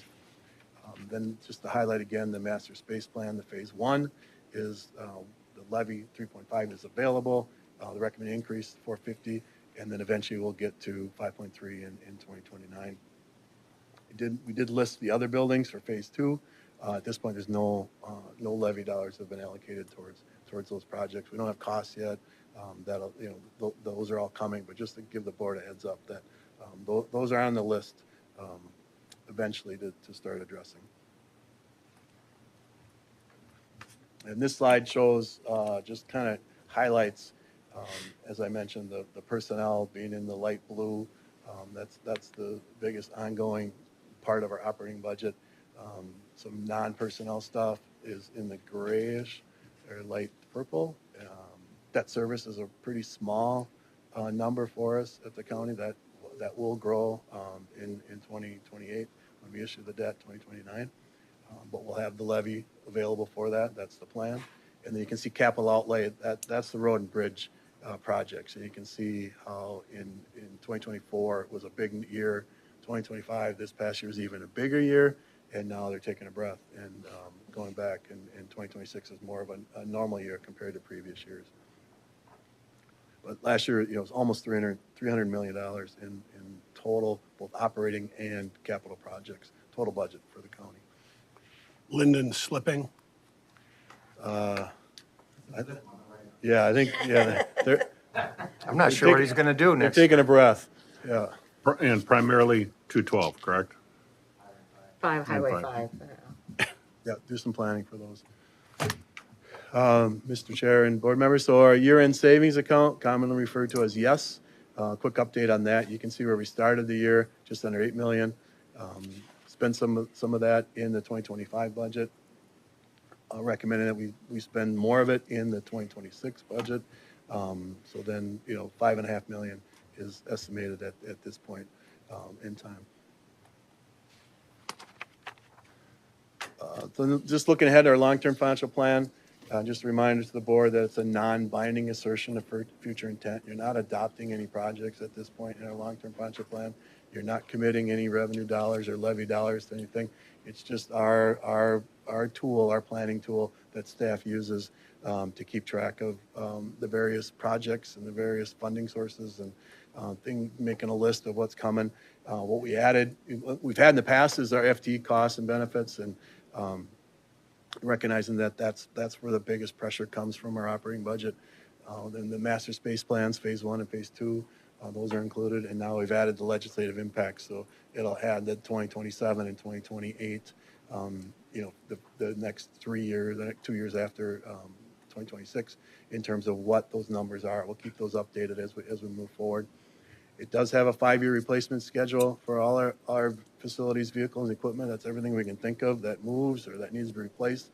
Roofs and parking lots, and vehicles and IT equipment. And it's really a helpful tool for us to be able to manage a large amount of equipment and things that need to be replaced over the next 5 years. It also includes our CIPs going up from 5 to 20 years. And as I mentioned, they're funded a variety of non-property tax levy dollars. In terms of our operating budget challenge, the biggest one is that $6 million plus or minus wage and benefit increase for existing FTEs. And then the new FTE requests. We had over 20 that were unfilled this year, and you can see it. I got a slide showing the bulk of them is the requests are for the next 2 years, and then it does slack off a little bit. But that's an ongoing challenge to as the county continues to grow, as the work that we do continues to get more complex, and there's more requirements. How we manage that with the existing staff, and then adding staff where we can. Health insurance, this is the second year, 2026 is the second year of a 2-year agreement. So we'll be going out for our 2027 health insurance agreement. We'll be doing that in 2026. And as we know, the market, sometimes the market's been good to us, other times the market's not been good to us. So that's why the multiple question marks on that. We'll see where we end up in next year and how we're going to, what the health insurance is going to look like for the next couple of years. And then finally, that new legislative impacts, as I mentioned, there's $6.1 million increased costs that we're projecting at this time over the next 3 years. And the administrator is recommending that 2% levy surcharge for 3 years, but it still has that $1.3 million gap. Looking at the FTE requests by year, by department, you can see, as I mentioned, 2028 in the orange and in 2027 in the blue. Those are the two big years in terms of requests. And then you can see on the chart down below the bar chart showing where the different departments, where there's that. You can see the library, that's the one that kind of jumps off the page for the Chaska, the new Chaska library. And if you put those requests and compare that to 1,000 residents, which is a pretty common benchmark that's out there, you can see how the red shows what's in our budget, and then the yellow shows what the division directors requested. You can see it's kind of flat for those 2 years, and then it drops down, and then the green is just simply taking an average. If we smoothed out those requests over a 5-year period, how that would, what that would look like in terms of the FTEs that are being requested compared to the population growth from the Met Council. A quick summary of our 5-year facility vehicles and equipment replacement schedule. The $2.1 million I mentioned, that's the levy dollars going to the various departments, and it allows us to keep an orderly and organized replacement schedule. There is we're looking ahead into 2027 and beyond. The last several years, we had vehicle increases 20 to 40%. So we're starting to fall behind industry standards in terms of replacement. And so we'll be recommending an increase that 100,000 that we've been increasing to increase that by another 50,000. So $150,000 increase for the next several years to try and get more dollars into our replacement schedule to get us to be more closer to the industry standards in terms of vehicle age. There's also going to be some one-time requests, some kind of bubbles. Some of these pieces of equipment are, $300,000-$400,000, so it's hard to schedule those out evenly. So our Public Works is who manages all these numbers. They're going to be requesting some one-time supplements to that plan to allow us to take care of some of the years when we have some bigger needs. We're just planning, just giving the board a heads up. We'll come back with more details next year at this time. Then looking into the future with our capital improvement plans, we've talked about the Chaska Library. At this point, it's a $4 million one-time cost to furnish. That still is a huge number, even though our architect just was explaining that to us, why that's so expensive. But the steel shelving, I guess, and all the books and all the furnishings, it adds up quick. The funding source at this point is year-end savings. We have put some money aside for that, but we're going to need to find some more. Or we could, the potential to add it to the bond sale if the timing is right, and we can, the levy is there to pay for that. So that's been something that's been on the table. It's been talked about, but it just kept getting pushed back. So we didn't really kind of zero in on it, and we were focusing on the master space plan and other things. This one now looks like it's becoming real. So we're gonna have to zero in on it and find a funding source for that project. Highlight some other facility improvements, some $500,000 big ones that are in there. Those, we're trying to line those up with the government center project. Obviously, we don't want to have to put a bunch of money into something and then tear it down. So we're going to try and avoid that, but there is some things that are going to need to be done. There's also a couple software projects for both patrol and employee relations payroll that we're got to manage those and make sure we got the funding for those when those are needed to be replaced. And then the master police plan, that just continuing like I mentioned, the 5-year plan. So that'll be in future years, future budget cycles to finish off that plan to make sure the money's there for that bond sale. Road and bridge, CIP, that obviously that's what's funding all those hundreds of millions of dollars worth of projects that were done in 2025 and then 2026. Lyndon's got 5 years and 20 years is they're doing the transportation plan. So, but as I mentioned, most of that money except for that preservation, that 2.3 million that goes into preserving. Everything else is all non-tax levy dollars, all federal, state, Met Council, city contributions. So they do a great job at tracking all that. Parks and trails, they have 3 goals: stewardship, modernize, and expand. The good news is they've got a solid financial plan for the stewardship and the modernization, and they're working on that. The expansion is where the question mark is.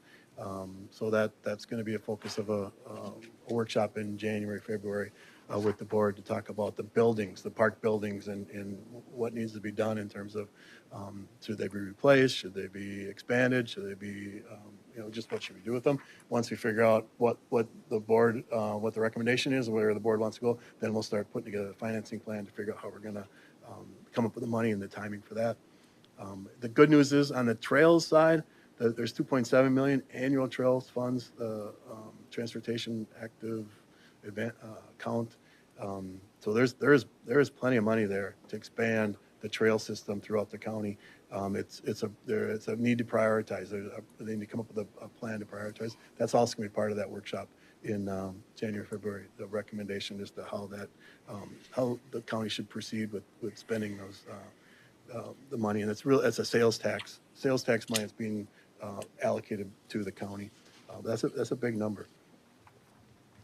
And then the Regional Rail Authority just developing a pavement management plan and the cost share policy for trails. That's related to the trails that are on the Regional Rail Authority property.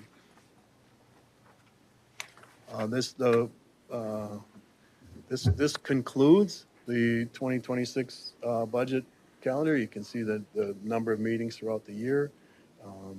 And then it ends with the final recommendation from the county administrator for the 2026 levy and the budget, and then the 2027 long-term financial plan. So with that, the actions requested highlighted here and there in your packet. Motion to approve the budget levy for those dollars amounts, as well as a motion to approve the long-term financial plan resolution that's in your packets. With that, stand for any questions. All right, anybody got any questions?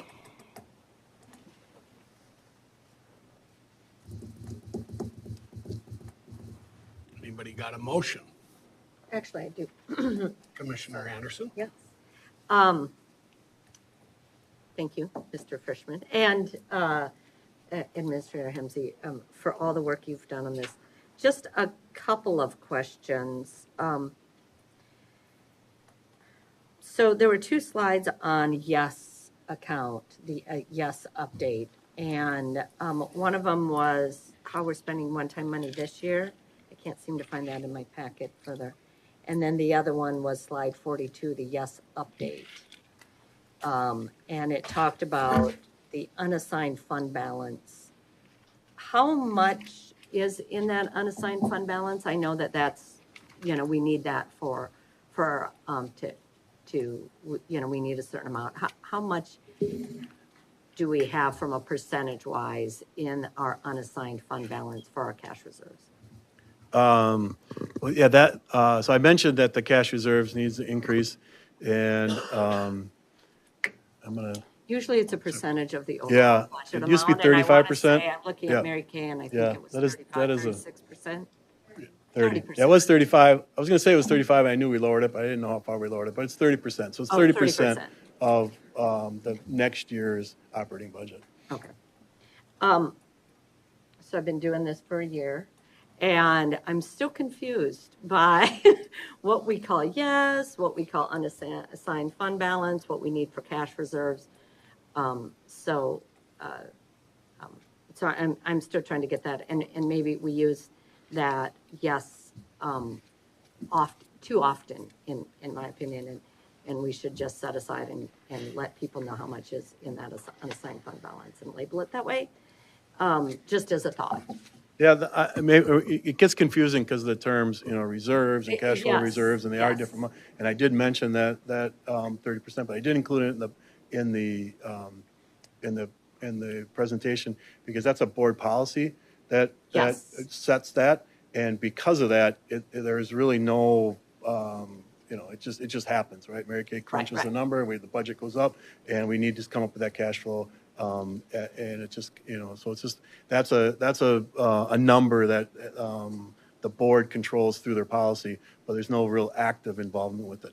The year-end savings account is the fund balance that the county has that is unassigned. That is not going anyplace else. It's not reserved for cash flow. It's not reserved for capital projects. It's not reserved for anything. It's literally the only money that's left that has not been assigned or reserved for something else. So it's the slide 42, is that those numbers?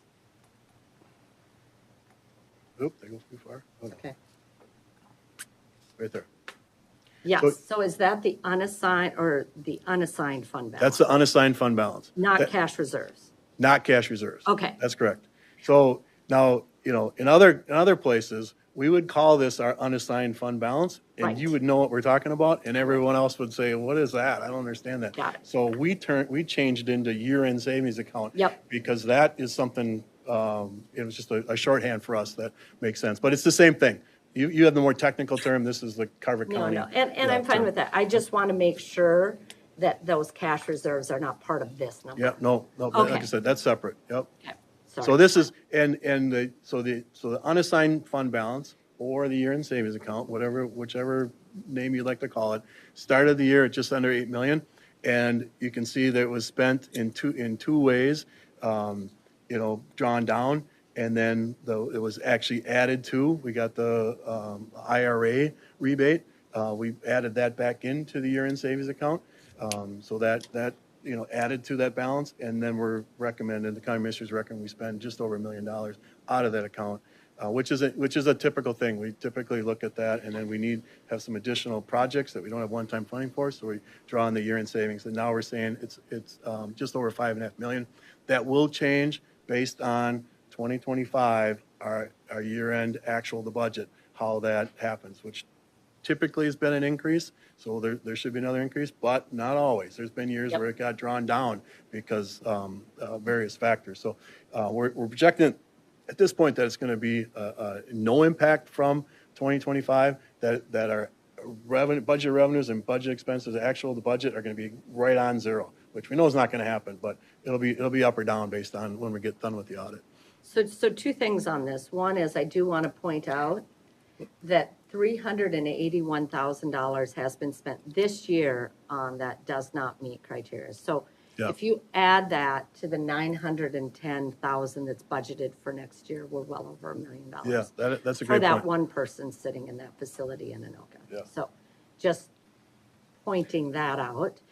And then was there another slide on projected costs or projected use, $4 million of use for Baylor Park and a road project for next year? Did I see that an earlier slide that also was labeled yes?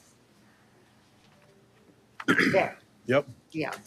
Okay, So this 1.08, yes, transfer that's referenced here, that's the same 1.8 that's recognized in It's green there. recognized here, Yep, so okay. that's just showing where the funding, so part of that 4 million, part of that funding, $1 million came out of the year-end savings. And then this is just showing what's left of the year-end savings after that million's been taken out. got it. Okay. Thank you for the remedial version. And Could I add to that, Mr. Chair? Yes. I think there's attachment E in the packet. Yes, it Yeah, is. so we have the detail. yes, Yeah. yes, I did see that, but Yeah, there it is. I Page, just 44. needed to connect the dots. Yeah, I should have highlighted the 1.08 in yellow, and then you would have recognized those, or maybe that That's would have okay. helped. I'm here to bring the average down, let people ask these questions, so. That's the only real question I had.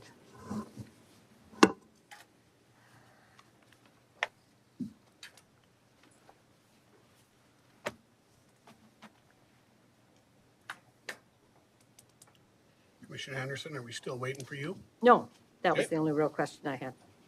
Anybody else? Mr. Chair, just a comment, and I'll go ahead and make the motion if you would like, but out of our packet, just during this process, when we were developing the recommended 2026 budget, the staff followed the board's guidance to limit the tax impact on the average value home while also staying true to the broader sense outlined in our strategic priorities. These priorities, which have the county focusing on maximizing taxpayer value, maintaining critical infrastructure, and strengthening our workforce, serve as a foundation for thoughtful future budgeting, along with the AAA or the AAA rating. We help ensure that every financial decision supports Carver County and its residents. And I personally agree with Administrator Hemsey about sticking to the plan and having the sound budget. As we continue to invest in our employees and our infrastructure, we are headed in the right direction, and just we continue to make Carver County a safe, great place to live, work, and raise a family. And with that comment, I'll make a motion to approve the 2026 budget and levy resolutions as stated in our packet. Thank you. All right, well, we have a motion. Is there a second? I'll second. Okay, I got a second by Commissioner Anderson. Further discussion? Commissioner Uterman.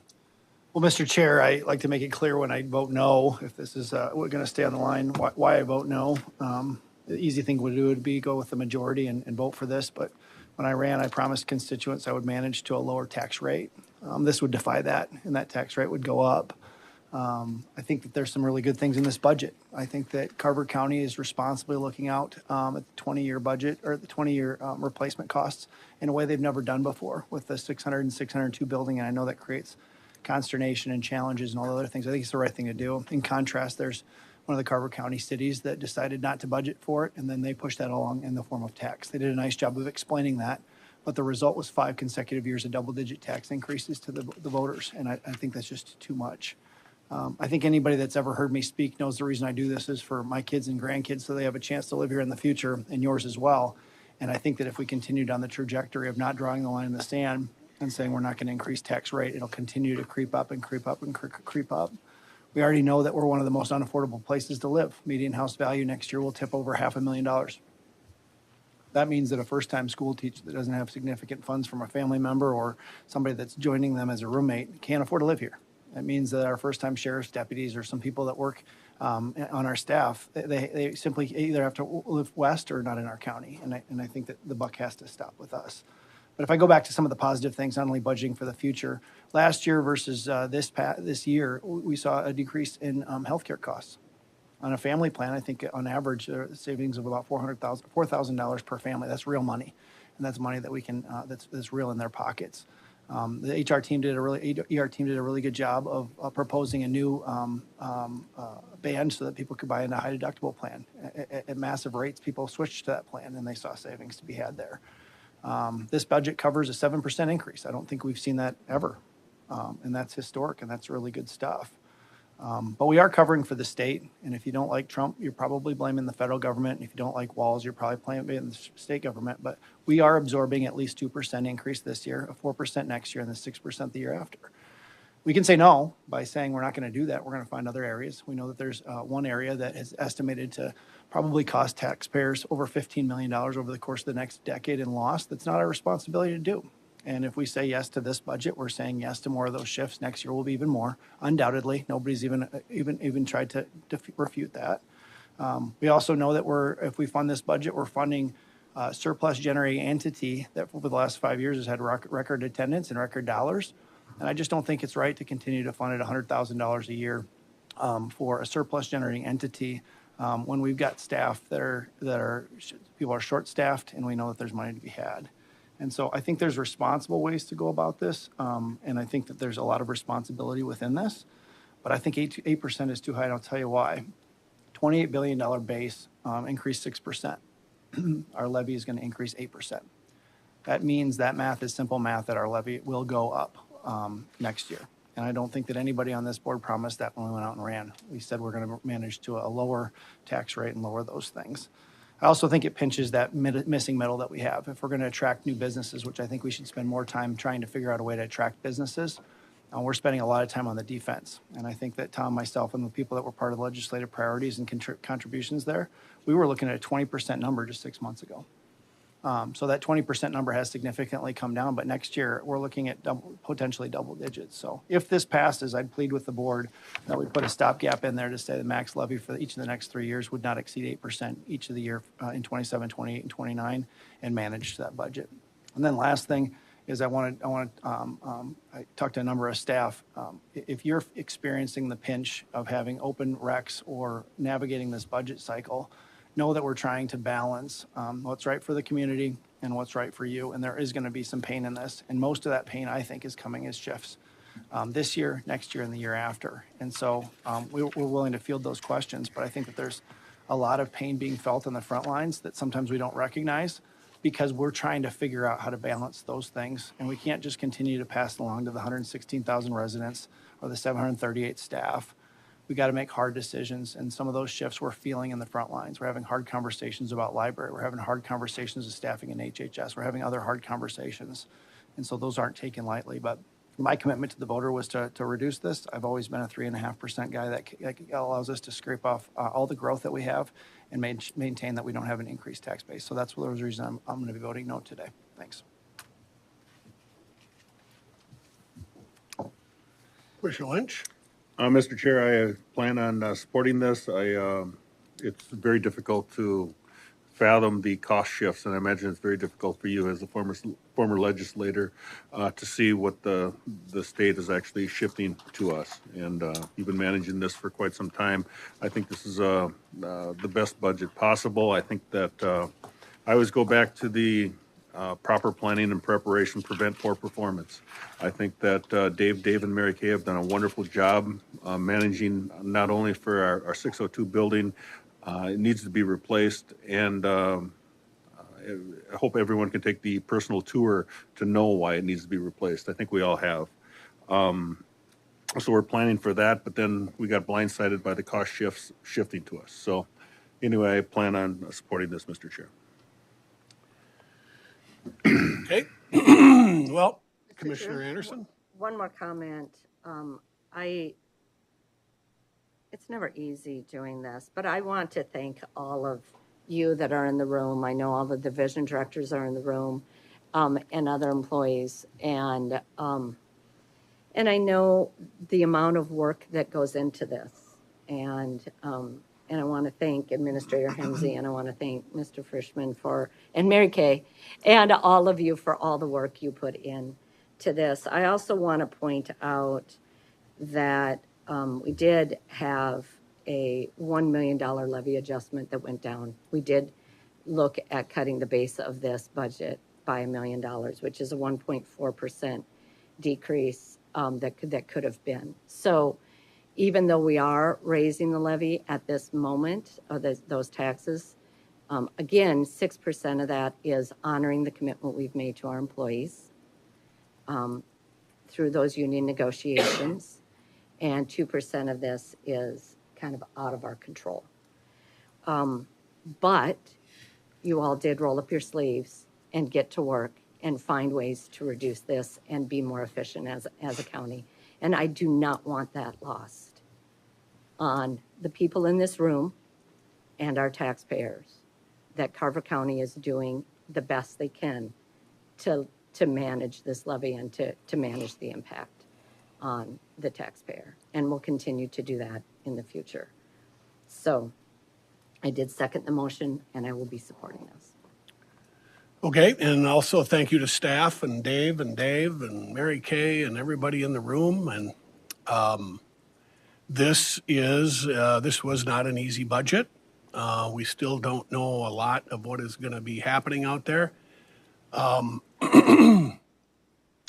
It's a warning budget for what is to come. If you supported the 2023 legislative budget and the 2025 legislative budgets of our legislature, you are sticking it to the property taxpayer. It's as simple as that. So the legislature has another opportunity coming up in February to May to do the right thing and not shift their budget problems down to the property taxpayers of every county in this state. Not only did they do that, they've passed gas tax increases, sales tax increases, tab fee increases, you name it. Our tab fees, don't we wish Jesse Ventura was back? And I was the chairman of the Transportation Committee then, and we lowered the tab fees, which is a horrible burden on people getting a big bill from the state of Minnesota to drive their car, and not even good cars anymore. So it was, the number 8 doesn't sit well with me. The number 6 is much better. The state's done it to us, and they're going to do it even worse. So stay tuned, pay attention. We'll be at our budget for 2027 early. But we'll be monitoring the legislature and our legislators to find out how they're gonna vote. So with that, we have a motion and a second to approve, the WMO is in here too, right? Yes, sir. To approve the county tax levy, the county budget, the WMO tax levy, and the WMO, I'm sorry, that's the Water Management Organization budget.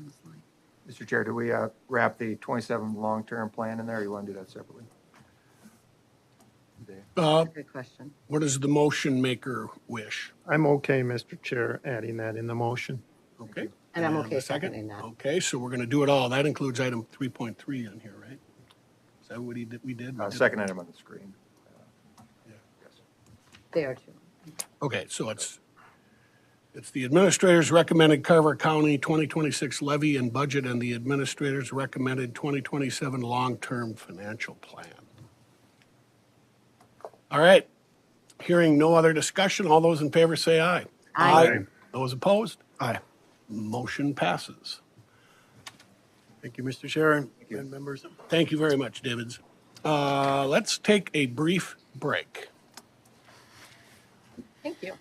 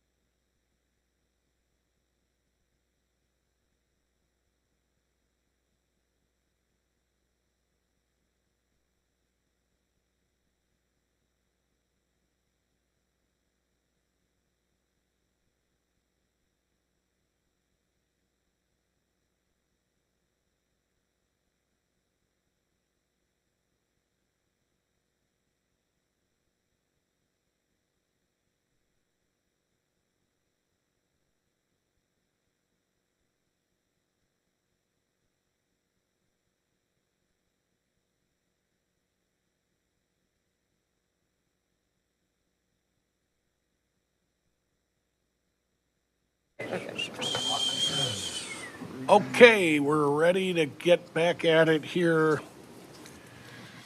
Commissioner Lynch, do you I'd have? like to recess as the county board and convene as a regional rail authority. All right, Commissioner Lynch has made a motion to recess as the county board and convene as the regional rail authority, and Commissioner Fahey has seconded that. Any discussion? Hearing none, all those in favor say aye. Aye. Those opposed, motion passes. Administrators recommended Regional Rail Authority 2026 levy and budget. Mr. Linden Robgent. Morning, Mr. Chair, Commissioners. First of all, thank you so much for your support on the county budget. I know it's not easy, but we appreciate all you do for us. So this item here before you is the county administrator's recommendation, as you mentioned, Mr. Chair, for the Carver County Regional Rail Authority 2026 budget. He is recommending a 2026 levy of $240,292. That is a 6% increase from 2025, and a total budget of $242,292. Out of that, we pay for personnel FTEs at around $169,449. The remaining $72,843 goes to stewardship costs for our regional rail corridors. The larger capital projects are paid for by other funding that we have in the regional rail account. If you recall, the sale of a couple of our former UP rail line, we got a grant from the Met Council, which infused some funding into the regional rail fund that we're going to use for the larger capital projects. So with that, the motion before you there, Mr. Chair, is in the packets. If you have any questions for me. Okay, any discussion or motion? Move approval, Mr. Chair. Second. We have a motion by Lynch and a second by Fahey to adopt the Regional Rail Authority's 2026 levy of $240,292 and a 2026 budget of $242,292. Any discussion? Hearing none. All those in favor say aye. Aye. Those opposed? Motion passes. Thank you, Mr. Chair. The next item is to reapprove or renew a permit on the Dakota Regional Rail Authority corridor. I think Sam's going to briefly talk about this one, and we've got Scott Wakefield to answer questions as well. Static? Power to. Static? That got me good. I'm not going to touch it anymore. Good morning, Mr. Chair and members.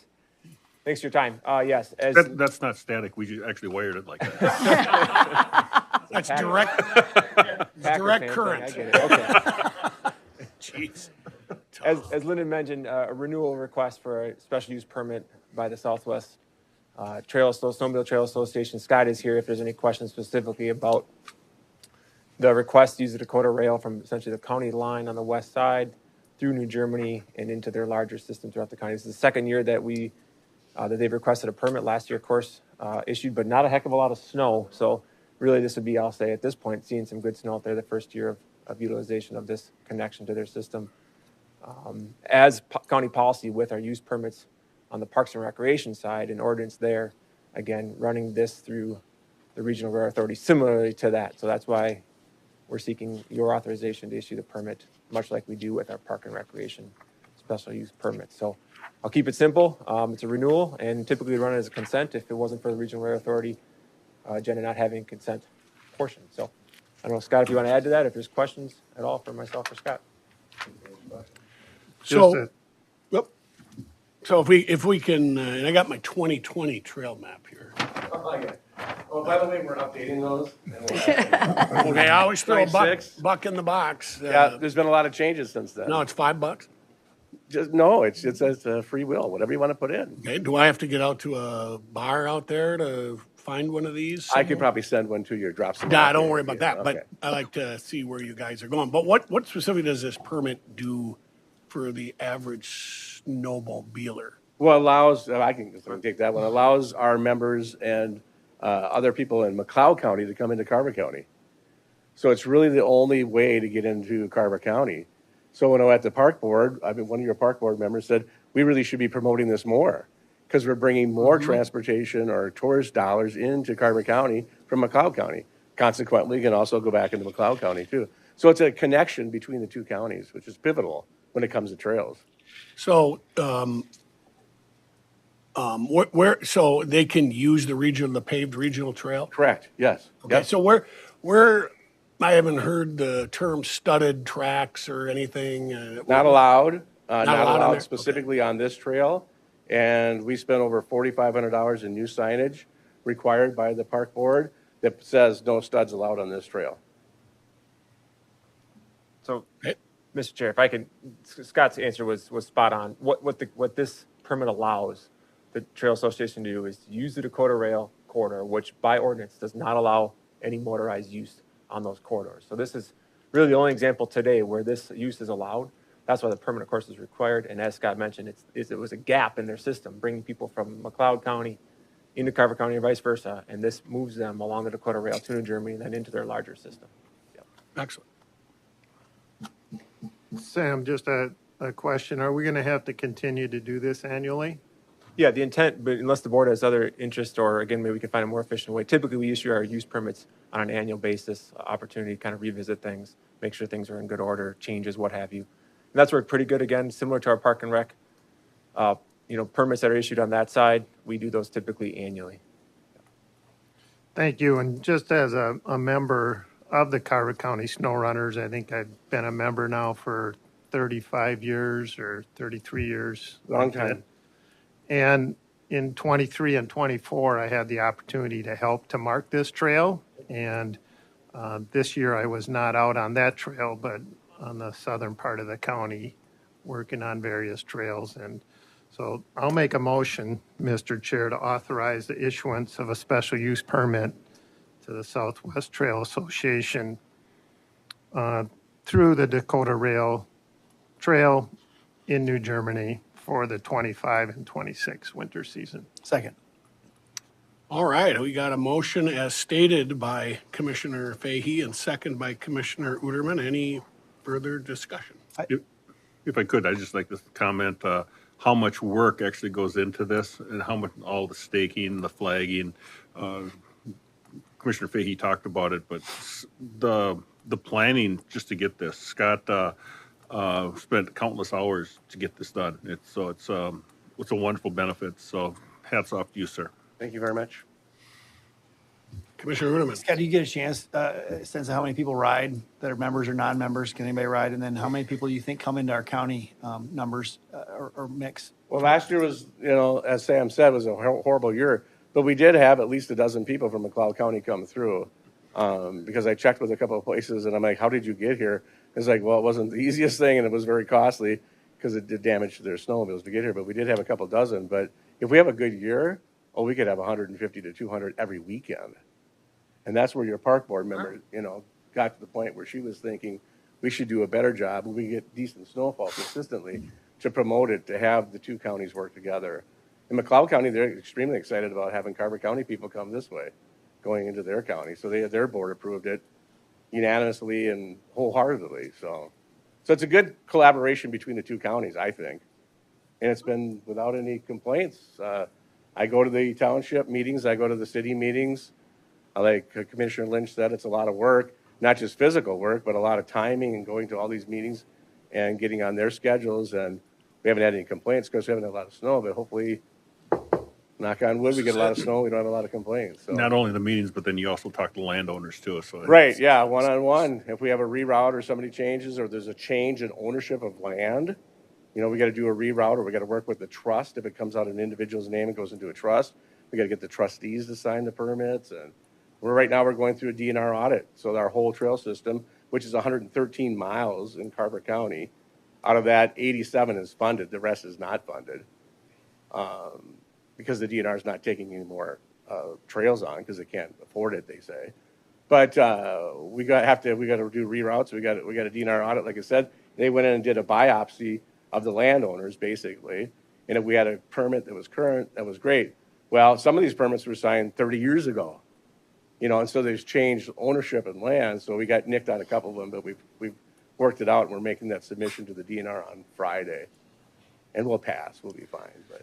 One more question. Yeah. I'm not a snowmobiler, but what am I supposed You to want do? to come out and ride? I mean. Well, yeah, I'll ride with you.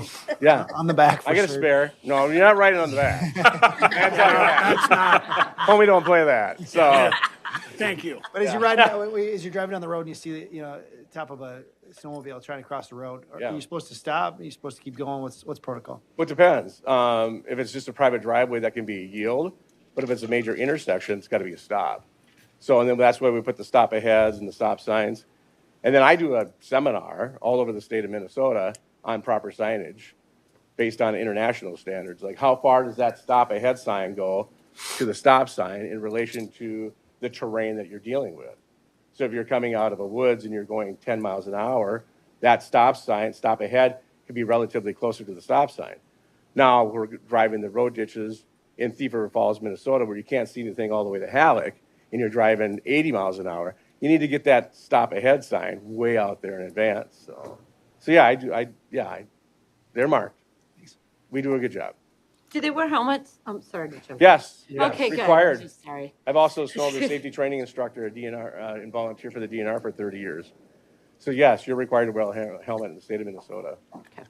Very, very difficult to not wear a helmet Well, snowmobiling. You would Yeah, you last notice. very long. I don't know if grandma's knit hat would keep you on. 80% of your heat goes out your head, right? So, I grew up with them. I enjoy them. It sounds like you guys are really doing a great job. I remember going out with a local group from Chanhassen and riding across Prince's Land off back in the day. off of Lake Anne, Lucy.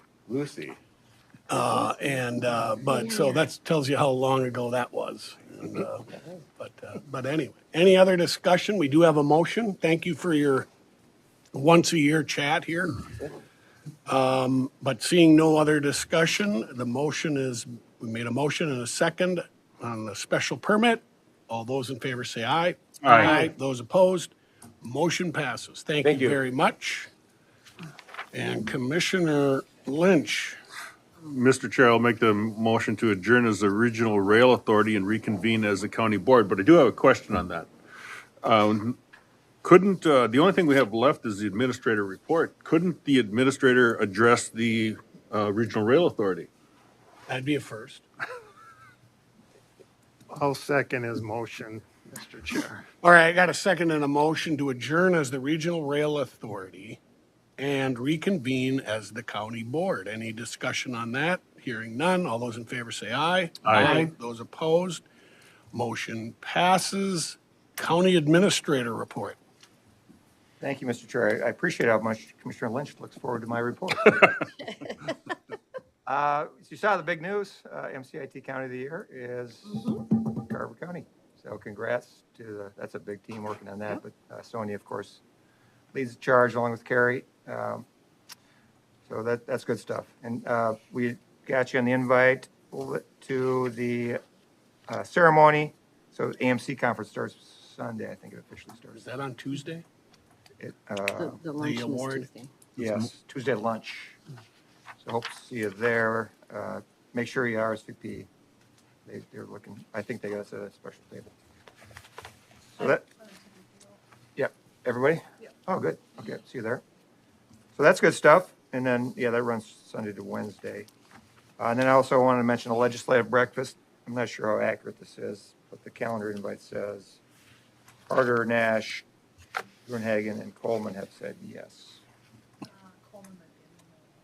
Okay, I'll have Krista double check that, give you the RSVP.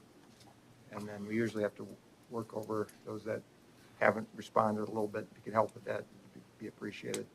Usually we don't get our federal reps to attend. Once in a while. It doesn't sound like they were going to be here. But that's an important one, obviously, with the backdrop of what's going on at the Capitol.